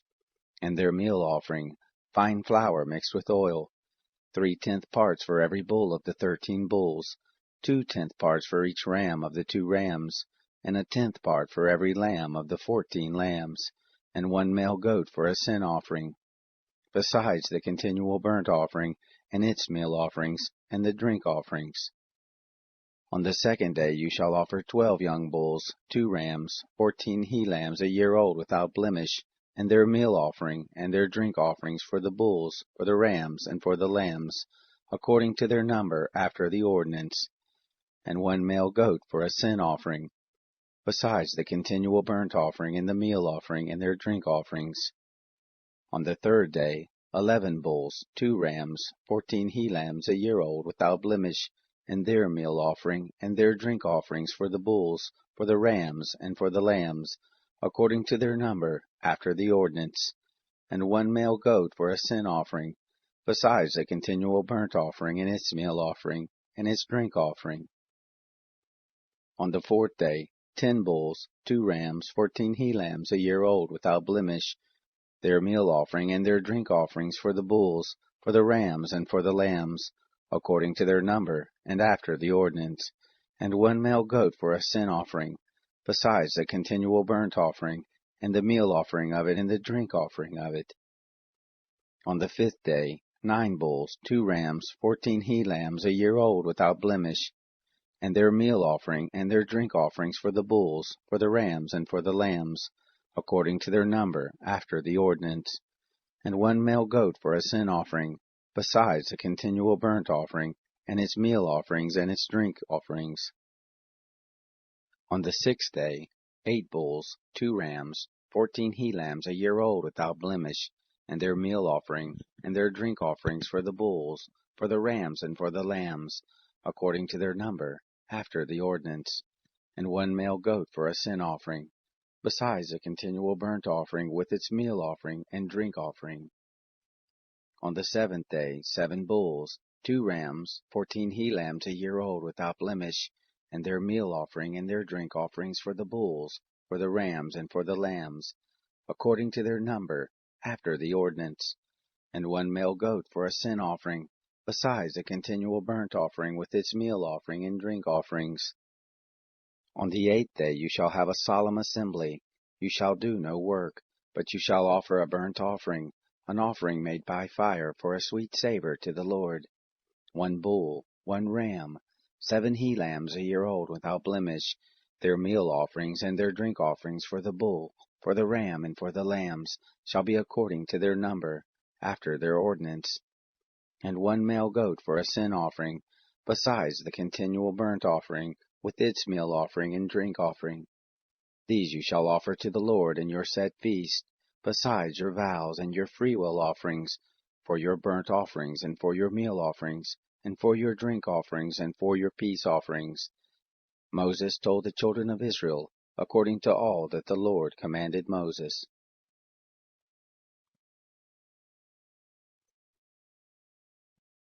Chapter 30. Moses spoke to the heads of the tribes of the children of Israel, saying, This is the thing which the Lord has commanded. When a man vows a vow to the Lord, or swears an oath to bind his soul with a bond, he shall not break his word. He shall do according to all that proceeds out of his mouth. Also, when a woman vows a vow to the Lord, and binds herself by a bond, being in her father's house in her youth, and her father hears her vow, and her bond with which she has bound her soul, and her father holds his peace at her, then all her vows shall stand, and every bond with which she has set a bound for her soul shall stand. But if her father disallow her in the day that he hears, none of her vows, or of her bonds with which she has bound her soul shall stand, and the Lord will forgive her, because her father disallowed her. If she is married to a husband while her vows are on her, or the rash utterance of her lips with which she has bound her soul, and her husband hears it, and holds his peace at her in the day that he hears it, then her vows shall stand, and her bonds with which she has bound her soul shall stand. But if her husband disallows her in the day that he hears it, then he shall make void her vow which is on her, and the rash utterance of her lips, with which she has bound her soul, and the Lord will forgive her. But the vow of a widow, or of her who is divorced, even everything with which she has bound her soul shall stand against her. If she vowed in her husband's house, or bound her soul by a bond with an oath, and her husband hear it, and held his peace at her, and didn't disallow her, then all her vows shall stand, and every bond with which she bound her soul shall stand. But if her husband made them null and void in the day that he heard them, then whatever proceeded out of her lips concerning her vows, or concerning the bond of her soul, shall not stand. Her husband has made them void, and the Lord will forgive her. Every vow and every binding oath to afflict the soul, her husband may establish it, or her husband may make it void. But if her husband altogether holds his peace at her from day to day, then he establishes all her vows, or all her bonds, which are on her. He has established them, because he held his peace at her in the day that he heard them. But if he shall make them null and void after that he has heard them, then he shall bear her iniquity. These are the statutes which the Lord commanded Moses between a man and his wife, between a father and his daughter, being in her youth, in her father's house. Chapter 31. The Lord spoke to Moses, saying, Avenge the children of Israel of the Midianites. Afterward you shall be gathered to your people. Moses spoke to the people, saying, Arm men from among you for the war, that they may go out against Midian, to execute the Lord's vengeance on Midian. Of every tribe 1,000, throughout all the tribes of Israel shall you send to the war. So there were delivered, out of the thousands of Israel, 1,000 of every tribe, 12,000 armed for war. Moses sent them, 1,000 of every tribe to the war, them and Phinehas the son of Eleazar the priest to the war, with the vessels of the sanctuary, and the trumpets for the alarm in his hand. They warred against Midian as the Lord commanded Moses, and they killed every male. They killed the kings of Midian with the rest of their slain, Evi and Rechem, and Zur, and Hur, and Reba, the 5 kings of Midian. Balaam also the son of Beor they killed with the sword. The children of Israel took captive the women of Midian and their little ones, and all their cattle, and all their flocks, and all their goods they took for a spoil. All their cities and the places in which they lived, and all their encampments they burnt with fire. They took all the spoil, and all the prey, both of man and of animal. They brought the captives and the prey and the spoil to Moses, and to Eleazar the priest, and to the congregation of the children of Israel, to the camp at the plains of Moab, which are by the Jordan at Jericho. Moses and Eleazar the priest and all the princes of the congregation went forth to meet them outside of the camp. Moses was angry with the officers of the host, the captains of thousands, and the captains of hundreds, who came from the service of the war. Moses said to them, Have you saved all the women alive? Behold, these caused the children of Israel, through the counsel of Balaam, to commit trespass against the Lord in the matter of Baal-peor, and so the plague was among the congregation of the Lord. Now therefore kill every male among the little ones, and kill every woman who has known man by lying with him. But all the girls who have not known man by lying with him, keep alive for yourselves. Encamp outside of the camp 7 days. Whoever has killed any person, and whoever has touched any slain, purify yourselves on the 3rd day, and on the 7th day, you and your captives. As to every garment, and all that is made of skin, and all the work of goat's hair, and all these things made by wood, you shall purify yourselves. Eleazar the priest said to the men of war who went to the battle, This is the statute of the law which the Lord has commanded Moses. However, the gold and the silver, the brass, the iron, the tin, and the lead, everything that may abide the fire, you shall make go through the fire, and it shall be clean. Nevertheless, it shall be purified with the water for impurity. And all that doesn't withstand the fire you shall make go through the water. You shall wash your clothes on the 7th day, and you shall be clean, and afterward you shall come into the camp. The Lord spoke to Moses, saying, Take the sum of the spoil that was taken, both of man and animal, you and Eleazar the priest, and the heads of the fathers' houses of the congregation, and divide the spoil into 2 parts, between the men skilled at war, who went out to battle, and all the congregation. Levy a tribute to the Lord of the men of war who went out to battle, 1 soul of 500, both of the persons, and of the oxen, and of the donkeys, and of the flocks. Take it of their half, and give it to Eleazar the priest, for the Lord's heave offering. Of the children of Israel's half, you shall take 1 drawn out of every 50, of the persons, of the oxen, of the donkeys, and of the flocks, even of all the cattle, and give them to the Levites, who keep the charge of the tent of the Lord. Moses and Eleazar the priest did as the Lord commanded Moses. Now the spoil, over and above the bounty which the men of war took, was 675,000 sheep, and 72,000 oxen, and 71,000 donkeys, and 32,000 persons in all, of the women who had not known man by lying with him. The half, which was the portion of those who went out to war, was in number 337,500 sheep, and the Lord's tribute of the sheep was 675. The oxen were 36,000, of which the Lord's tribute was 72. The donkeys were 30,500, of which the Lord's tribute was 61. The persons were 16,000, of whom the Lord's tribute was 32 persons.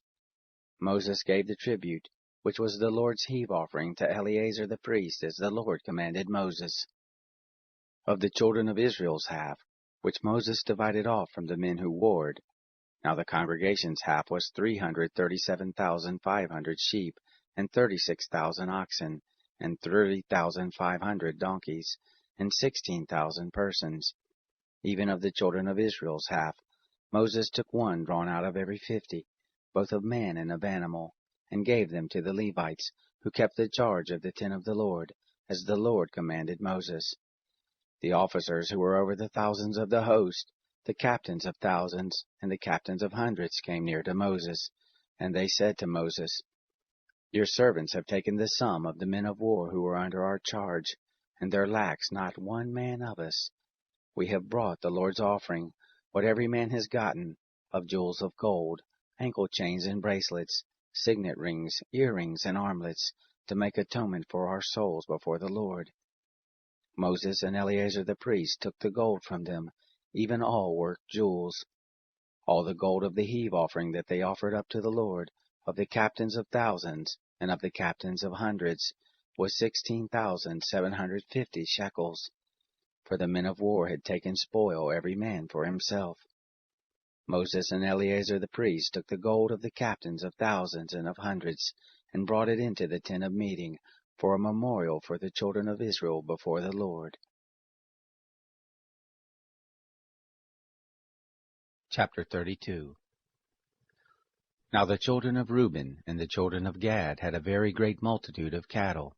And when they saw the land of Jazer and the land of Gilead, that behold, the place was a place for cattle, the children of Gad and the children of Reuben came and spoke to Moses, and to Eleazar the priest, and to the princes of the congregation, saying, Ataroth, and Dibon, and Jazer, and Nimrah, and Heshbon, and Eleah, and Sebam, and Nebo, and Beon, the land which the Lord struck before the congregation of Israel is a land for cattle, and your servants have cattle. They said, If we have found favor in your sight, let this land be given to your servants for a possession. Don't bring us over the Jordan. Moses said to the children of Gad and to the children of Reuben, Shall your brothers go to the war, and shall you sit here? Why do you discourage the heart of the children of Israel from going over into the land which the Lord has given them? Thus did your fathers, when I sent them from Kadesh Barnea to see the land.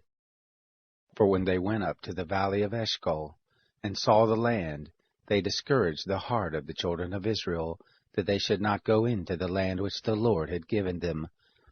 The Lord's anger was kindled in that day, and he swore, saying, Surely none of the men who came up out of Egypt, from 20 years old and upward, shall see the land which I swore to Abraham, to Isaac, and to Jacob, because they have not wholly followed me, save Caleb the son of Jephunneh the Kenizzite, and Joshua the son of Nun, because they have wholly followed the Lord. The Lord's anger was kindled against Israel, and he made them wander back and forth in the wilderness 40 years, until all the generation who had done evil in the sight of the Lord was consumed. Behold, you are risen up in your father's place, an increase of sinful men, to augment yet the fierce anger of the Lord toward Israel. For if you turn away from after him, he will yet again leave them in the wilderness, and you will destroy all this people. They came near to him and said, We will build sheepfolds here for our cattle, and cities for our little ones. But we ourselves will be ready armed to go before the children of Israel, until we have brought them to their place, and our little ones shall dwell in the fortified cities, because of the inhabitants of the land. We will not return to our houses, until the children of Israel have inherited every man his inheritance. For we will not inherit with them on the other side of the Jordan and forward, because our inheritance has fallen to us on this side of the Jordan eastward. Moses said to them, If you will do this thing, if you will arm yourselves to go before the Lord to the war, and every armed man of you will pass over the Jordan before the Lord, until he has driven out his enemies from before him, and the land is subdued before the Lord, then afterward you shall return, and be guiltless towards the Lord and towards Israel, and this land shall be to you for a possession before the Lord. But if you will not do so, behold, you have sinned against the Lord, and be sure your sin will find you out. Build cities for your little ones, and folds for your sheep, and do that which has proceeded out of your mouth.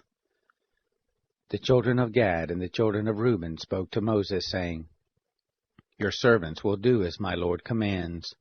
Our little ones, our wives, our flocks, and all our cattle shall be there in the cities of Gilead. But your servants will pass over, every man who is armed for war before the Lord to battle, as my Lord says. So Moses gave charge concerning them to Eleazar the priest, and to Joshua the son of Nun, and to the heads of the fathers' houses of the tribes of the children of Israel. Moses said to them, If the children of Gad and the children of Reuben will pass with you over the Jordan, every man who is armed to battle before the Lord, and the land shall be subdued before you, then you shall give them the land of Gilead for a possession. But if they will not pass over with you armed, they shall have possessions among you in the land of Canaan. The children of Gad and the children of Reuben answered, saying, As the Lord has said to your servants, so we will do. We will pass over armed before the Lord into the land of Canaan, and the possession of our inheritance shall remain with us beyond the Jordan. Moses gave to them, even to the children of Gad and to the children of Reuben, and to the half-tribe of Manasseh the son of Joseph, the kingdom of Sihon, king of the Amorites, and the kingdom of Og, king of Bashan, the land, according to the cities of it with their borders, even the cities of the land round about.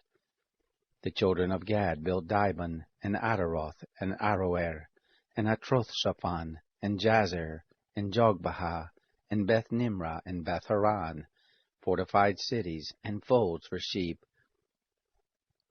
The children of Reuben built Heshbon, and Elelah, and Kiriathaim, and Nebo, and Baal-Meon, their names being changed, and Sibnah, and they gave other names to the cities which they built. The children of Machir the son of Manasseh went to Gilead and took it, and dispossessed the Amorites who were there. Moses gave Gilead to Machir the son of Manasseh, and he lived there. Jair the son of Manasseh went and took its towns, and called them Havoth-Jair. Nobah went and took Kenath and the villages, and called it Nobah, after his own name. Chapter 33. These are the journeys of the children of Israel, when they went forth out of the land of Egypt by their host under the hand of Moses and Aaron. Moses wrote their goings out according to their journeys by the commandment of the Lord. And these are their journeys according to their goings out. They traveled from Ramses in the 1st month, on the 15th day of the 1st month. On the next day after the Passover, the children of Israel went out with a high hand in the sight of all the Egyptians, while the Egyptians were burying all their firstborn, whom the Lord had struck among them. On their gods also the Lord executed judgments. The children of Israel traveled from Ramses and encamped in Succoth. They traveled from Succoth and encamped in Etham, which is in the edge of the wilderness. They traveled from Etham and turned back to Pihar-Hiroth, which is before Baal-Zephon, and they encamped before Migdol. They traveled from before Hahiroth and passed through the midst of the sea into the wilderness, and they went 3 days' journey into the wilderness of Etham, and encamped at Marah. They traveled from Marah and came to Elam, and in Elam were 12 springs of water and 70 palm trees, and they encamped there. They traveled from Elam and encamped by the Red Sea. They traveled from the Red Sea and encamped in the wilderness of Sin. They traveled from the wilderness of Sin and encamped in Dophkah. They traveled from Dophkah and encamped in Alush. They traveled from Alush and encamped in Rephidim, where there was no water for the people to drink. They traveled from Rephidim and encamped in the wilderness of Sinai. They traveled from the wilderness of Sinai and encamped in Kibroth-Hattaavah. They traveled from Kibroth-Hattaavah and encamped in Hazeroth. They traveled from Hazeroth and encamped in Rithmah. They traveled from Rithmah and encamped in Rimmon-Perez. They traveled from Rimmon-Perez and encamped in Libnah. They traveled from Libnah and encamped in Rissah. They traveled from Rissah and encamped in Kehelathah. They traveled from Kehelathah and encamped in Mount Shafir. They traveled from Mount Shafir and encamped in Haradah. They traveled from Haradah and encamped in Machaloth. They traveled from Machaloth and encamped in Tahath. They traveled from Tahath and encamped in Terah. They traveled from Terah and encamped in Mithkah. They traveled from Mithkah and encamped in Hashmonah. They traveled from Hashmonah and encamped in Moseroth. They traveled from Moseroth and encamped in Ben-Jaakan. They traveled from Ben-Jaakan and encamped in Hor-Hagadad. They traveled from Hor-Hagadad and encamped in Jotbathah. They traveled from Jotbathah and encamped in Abronah. They traveled from Abronah and encamped in Ezion-Geber. They traveled from Ezion-Geber and encamped in the wilderness of Sin, the same as Kadesh. They traveled from Kadesh and encamped in Mount Hor, in the edge of the land of Edom. Aaron the priest went up into Mount Hor at the commandment of the Lord, and died there, in the 40th year after the children of Israel were come out of the land of Egypt, in the 5th month, on the 1st day of the month. Aaron was 123 years old when he died in Mount Hor. The Canaanite, the king of Arad, who lived in the south in the land of Canaan, heard of the coming of the children of Israel. They traveled from Mount Hor and encamped in Zalmonah. They traveled from Zalmonah and encamped in Punon. They traveled from Punon and encamped in Oboth. They traveled from Oboth and encamped in Ayi-Abarim, in the border of Moab. They traveled from Ayim and encamped in Dibon-Gad. They traveled from Dibon-Gad and encamped in Almon-Diblathaim. They traveled from Almon-Diblathaim and encamped in the mountains of Abarim before Nebo. They traveled from the mountains of Abarim and encamped in the plains of Moab by the Jordan at Jericho. They encamped by the Jordan, from Beth Jesimoth even to Abel Shittim, in the plains of Moab. The Lord spoke to Moses in the plains of Moab by the Jordan at Jericho, saying, Speak to the children of Israel, and tell them, When you pass over the Jordan into the land of Canaan, then you shall drive out all the inhabitants of the land from before you, and destroy all their figured stones, and destroy all their molten images, and demolish all their high places. And you shall take possession of the land, and dwell there. For to you have I given the land to possess it. You shall inherit the land by lot, according to your families. To the more you shall give the more inheritance, and to the fewer you shall give the less inheritance. Wherever the lot falls to any man, that shall be his. According to the tribes of your fathers shall you inherit. But if you will not drive out the inhabitants of the land from before you, then shall those who you let remain of them be as pricks in your eyes, and as thorns in your sides, and they shall vex you in the land in which you dwell. It shall happen that as I thought to do to them, so will I do to you. Chapter 34. The Lord spoke to Moses, saying, Command the children of Israel, and tell them, When you come into the land of Canaan, this is the land that shall fall to you for an inheritance, even the land of Canaan according to its borders. Then your south quarter shall be from the wilderness of Sin, along by the side of Edom, and your south border shall be from the end of the salt sea eastward. And your border shall turn about southward of the ascent of Akbarabim, and pass along to Sin, and the goings out of it shall be southward of Kadesh Barnea, and it shall go forth to Hazar Adar, and pass along to Asmon. And the border shall turn about from Asmon to the brook of Egypt, and the goings out of it shall be at the sea. For the western border you shall have the great sea, and the border, this shall be your west border. This shall be your north border. From the great sea you shall mark out for you Mount Hor. From Mount Hor you shall mark out to the entrance of Hamath. And the goings out of the border shall be at Zedad. And the border shall go forth to Ziphron, and the goings out of it shall be at Hazar Enan. This shall be your north border. You shall mark out your east border from Hazar Enan to Shephem, and the border shall go down from Shephem to Riblah, on the east side of Ain. And the border shall go down and shall reach to the sea of Chinnereth eastward. And the border shall go down to the Jordan, and its goings out shall be at the salt sea. This shall be your land according to the borders of it round about. Moses commanded the children of Israel, saying, This is the land which you shall inherit by lot, which the Lord has commanded to give to the 9 tribes, and to the half-tribe, for the tribe of the children of Reuben according to their fathers' houses, and the tribe of the children of Gad according to their fathers' houses, have received, and the half-tribe of Manasseh has received their inheritance. The 2 tribes and the half-tribe have received their inheritance beyond the Jordan, at Jericho eastward toward the sunrise. The Lord spoke to Moses, saying, These are the names of the men who shall divide the land to you for an inheritance: Eleazar the priest, and Joshua the son of Nun. You shall take 1 prince of every tribe, to divide the land for inheritance.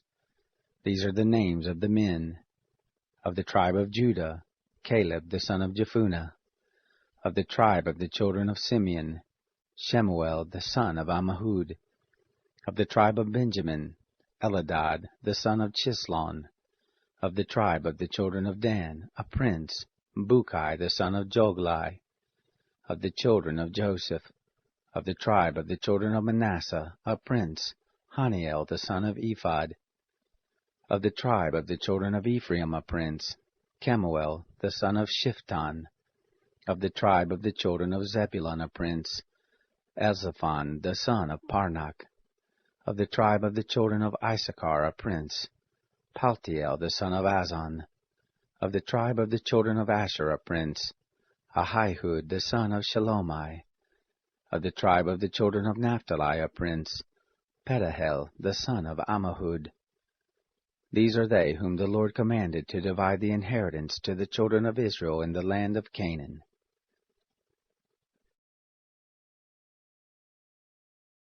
Chapter 35.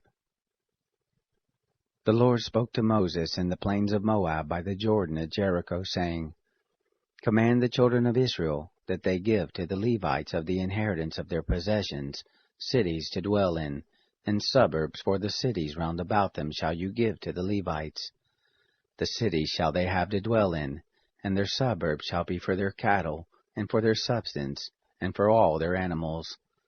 The suburbs of the cities which you shall give to the Levites shall be from the wall of the city and outward 1,000 cubits round about.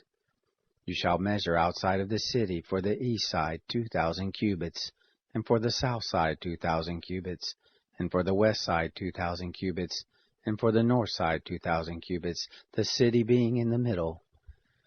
This shall be to them the suburbs of the cities. The cities which you shall give to the Levites, they shall be the 6 cities of refuge, which you shall give for the manslayer to flee to, and besides them you shall give 42 cities. All the cities which you shall give to the Levites shall be 48 cities. Them shall you give them with their suburbs. Concerning the cities which you shall give of the possessions of the children of Israel, from the many you shall take many, and from the few you shall take few.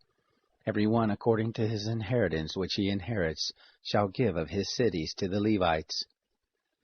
The Lord spoke to Moses, saying, Speak to the children of Israel, and tell them, When you pass over the Jordan into the land of Canaan, then you shall appoint you cities to be cities of refuge for you, that the manslayer who kills any person unwittingly may flee there. The cities shall be to you for refuge from the avenger, that the manslayer not die, until he stands before the congregation for judgment. The cities which you shall give shall be for you 6 cities of refuge. You shall give 3 cities beyond the Jordan, and 3 cities shall you give in the land of Canaan. They shall be cities of refuge.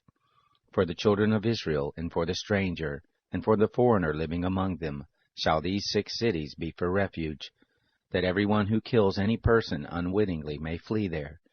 But if he struck him with an instrument of iron so that he died, he is a murderer. The murderer shall surely be put to death. If he struck him with a stone in the hand, by which a man may die, and he died, he is a murderer. The murderer shall surely be put to death.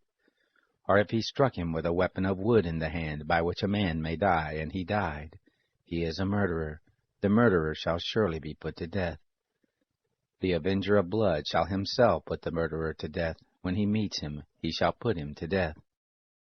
If he stabs him out of hatred, or throws something at him while lying in wait so that he dies, or in enmity strikes him with his hand so that he dies, he who struck him shall surely be put to death. He is a murderer. The avenger of blood shall put the murderer to death when he meets him. But if he injures him suddenly, without hatred, or throws something on him without lying in wait, or with any stone by which a man may die, not seeing him, cast it on him, so that he dies, and he was not his enemy, neither sought his harm, then the congregation shall judge between the striker and the avenger of blood according to these ordinances. And the congregation shall deliver the manslayer out of the hand of the avenger of blood. And the congregation shall restore him to his city of refuge, where he was fled, and he shall dwell therein until the death of the high priest, who was anointed with the holy oil. But if the manslayer shall at any time go beyond the border of his city of refuge where he flees, and the avenger of blood find him outside of the border of his city of refuge, and the avenger of blood kills the manslayer, he shall not be guilty of blood, because he should have remained in his city of refuge until the death of the high priest. But after the death of the high priest, the manslayer may return into the land of his possession. These things shall be for a statute and an ordinance to you throughout your generations in all your dwellings. Whoever kills any person, the murderer shall be slain at the mouth of witnesses. But one witness shall not testify against any person that he die. Moreover, you shall take no ransom for the life of a murderer who is guilty of death, but he shall surely be put to death. You shall take no ransom for him who is fled to his city of refuge, that he may come again to dwell in the land until the death of the priest. So shall you not pollute the land in which you are. For blood, it pollutes the land, and no expiation can be made for the land for the blood that is shed in it, but by the blood of him who shed it. You shall not defile the land which you inhabit, in the midst of which I dwell, for I, the Lord, dwell in the midst of the children of Israel.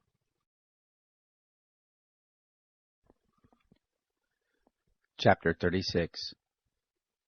The heads of the fathers' houses of the family of the children of Gilead, the son of Machir, the son of Manasseh, of the families of the sons of Joseph, came near, and spoke before Moses, and before the princes, the heads of the fathers' houses of the children of Israel. And they said, The Lord commanded my Lord to give the land for inheritance by lot to the children of Israel. And my Lord was commanded by the Lord to give the inheritance of Zelophehad, our brother, to his daughters. If they be married to any of the sons of the other tribes of the children of Israel, then will their inheritance be taken away from the inheritance of our fathers, and will be added to the inhabitants of the tribe to which they shall belong. So will it be taken away from the lot of our inheritance. When the Jubilee of the children of Israel shall come, then will their inheritance be added to the inheritance of the tribe to which they shall belong. So will their inheritance be taken away from the inheritance of the tribe of our fathers. Moses commanded the children of Israel according to the word of the Lord, saying, The tribe of the sons of Joseph speaks right. This is the thing which the Lord does command concerning the daughters of Zelophehad, saying, Let them be married to whom they think best, only into the family of the tribe of their father shall they be married. So shall no inheritance of the children of Israel remove from tribe to tribe, for the children of Israel shall cleave every one to the inheritance of the tribe of his fathers. Every daughter who possesses an inheritance in any tribe of the children of Israel shall be wife to one of the family of the tribe of her father, that the children of Israel may possess every man the inheritance of his fathers. So shall no inheritance remove from one tribe to another tribe, for the tribes of the children of Israel shall cleave every one to his own inheritance. Even as the Lord commanded Moses, so did the daughters of Zelophehad. For Mahlah, Tirzah, Hoglah, and Milcah, and Noah, the daughters of Zelophehad, were married to their father's brothers' sons. They were married into the families of the son of Manasseh, the son of Joseph, and their inheritance remained in the tribe of the family of their father. These are the commandments and the ordinances which the Lord commanded by Moses to the children of Israel in the plains of Moab, by the Jordan at Jericho.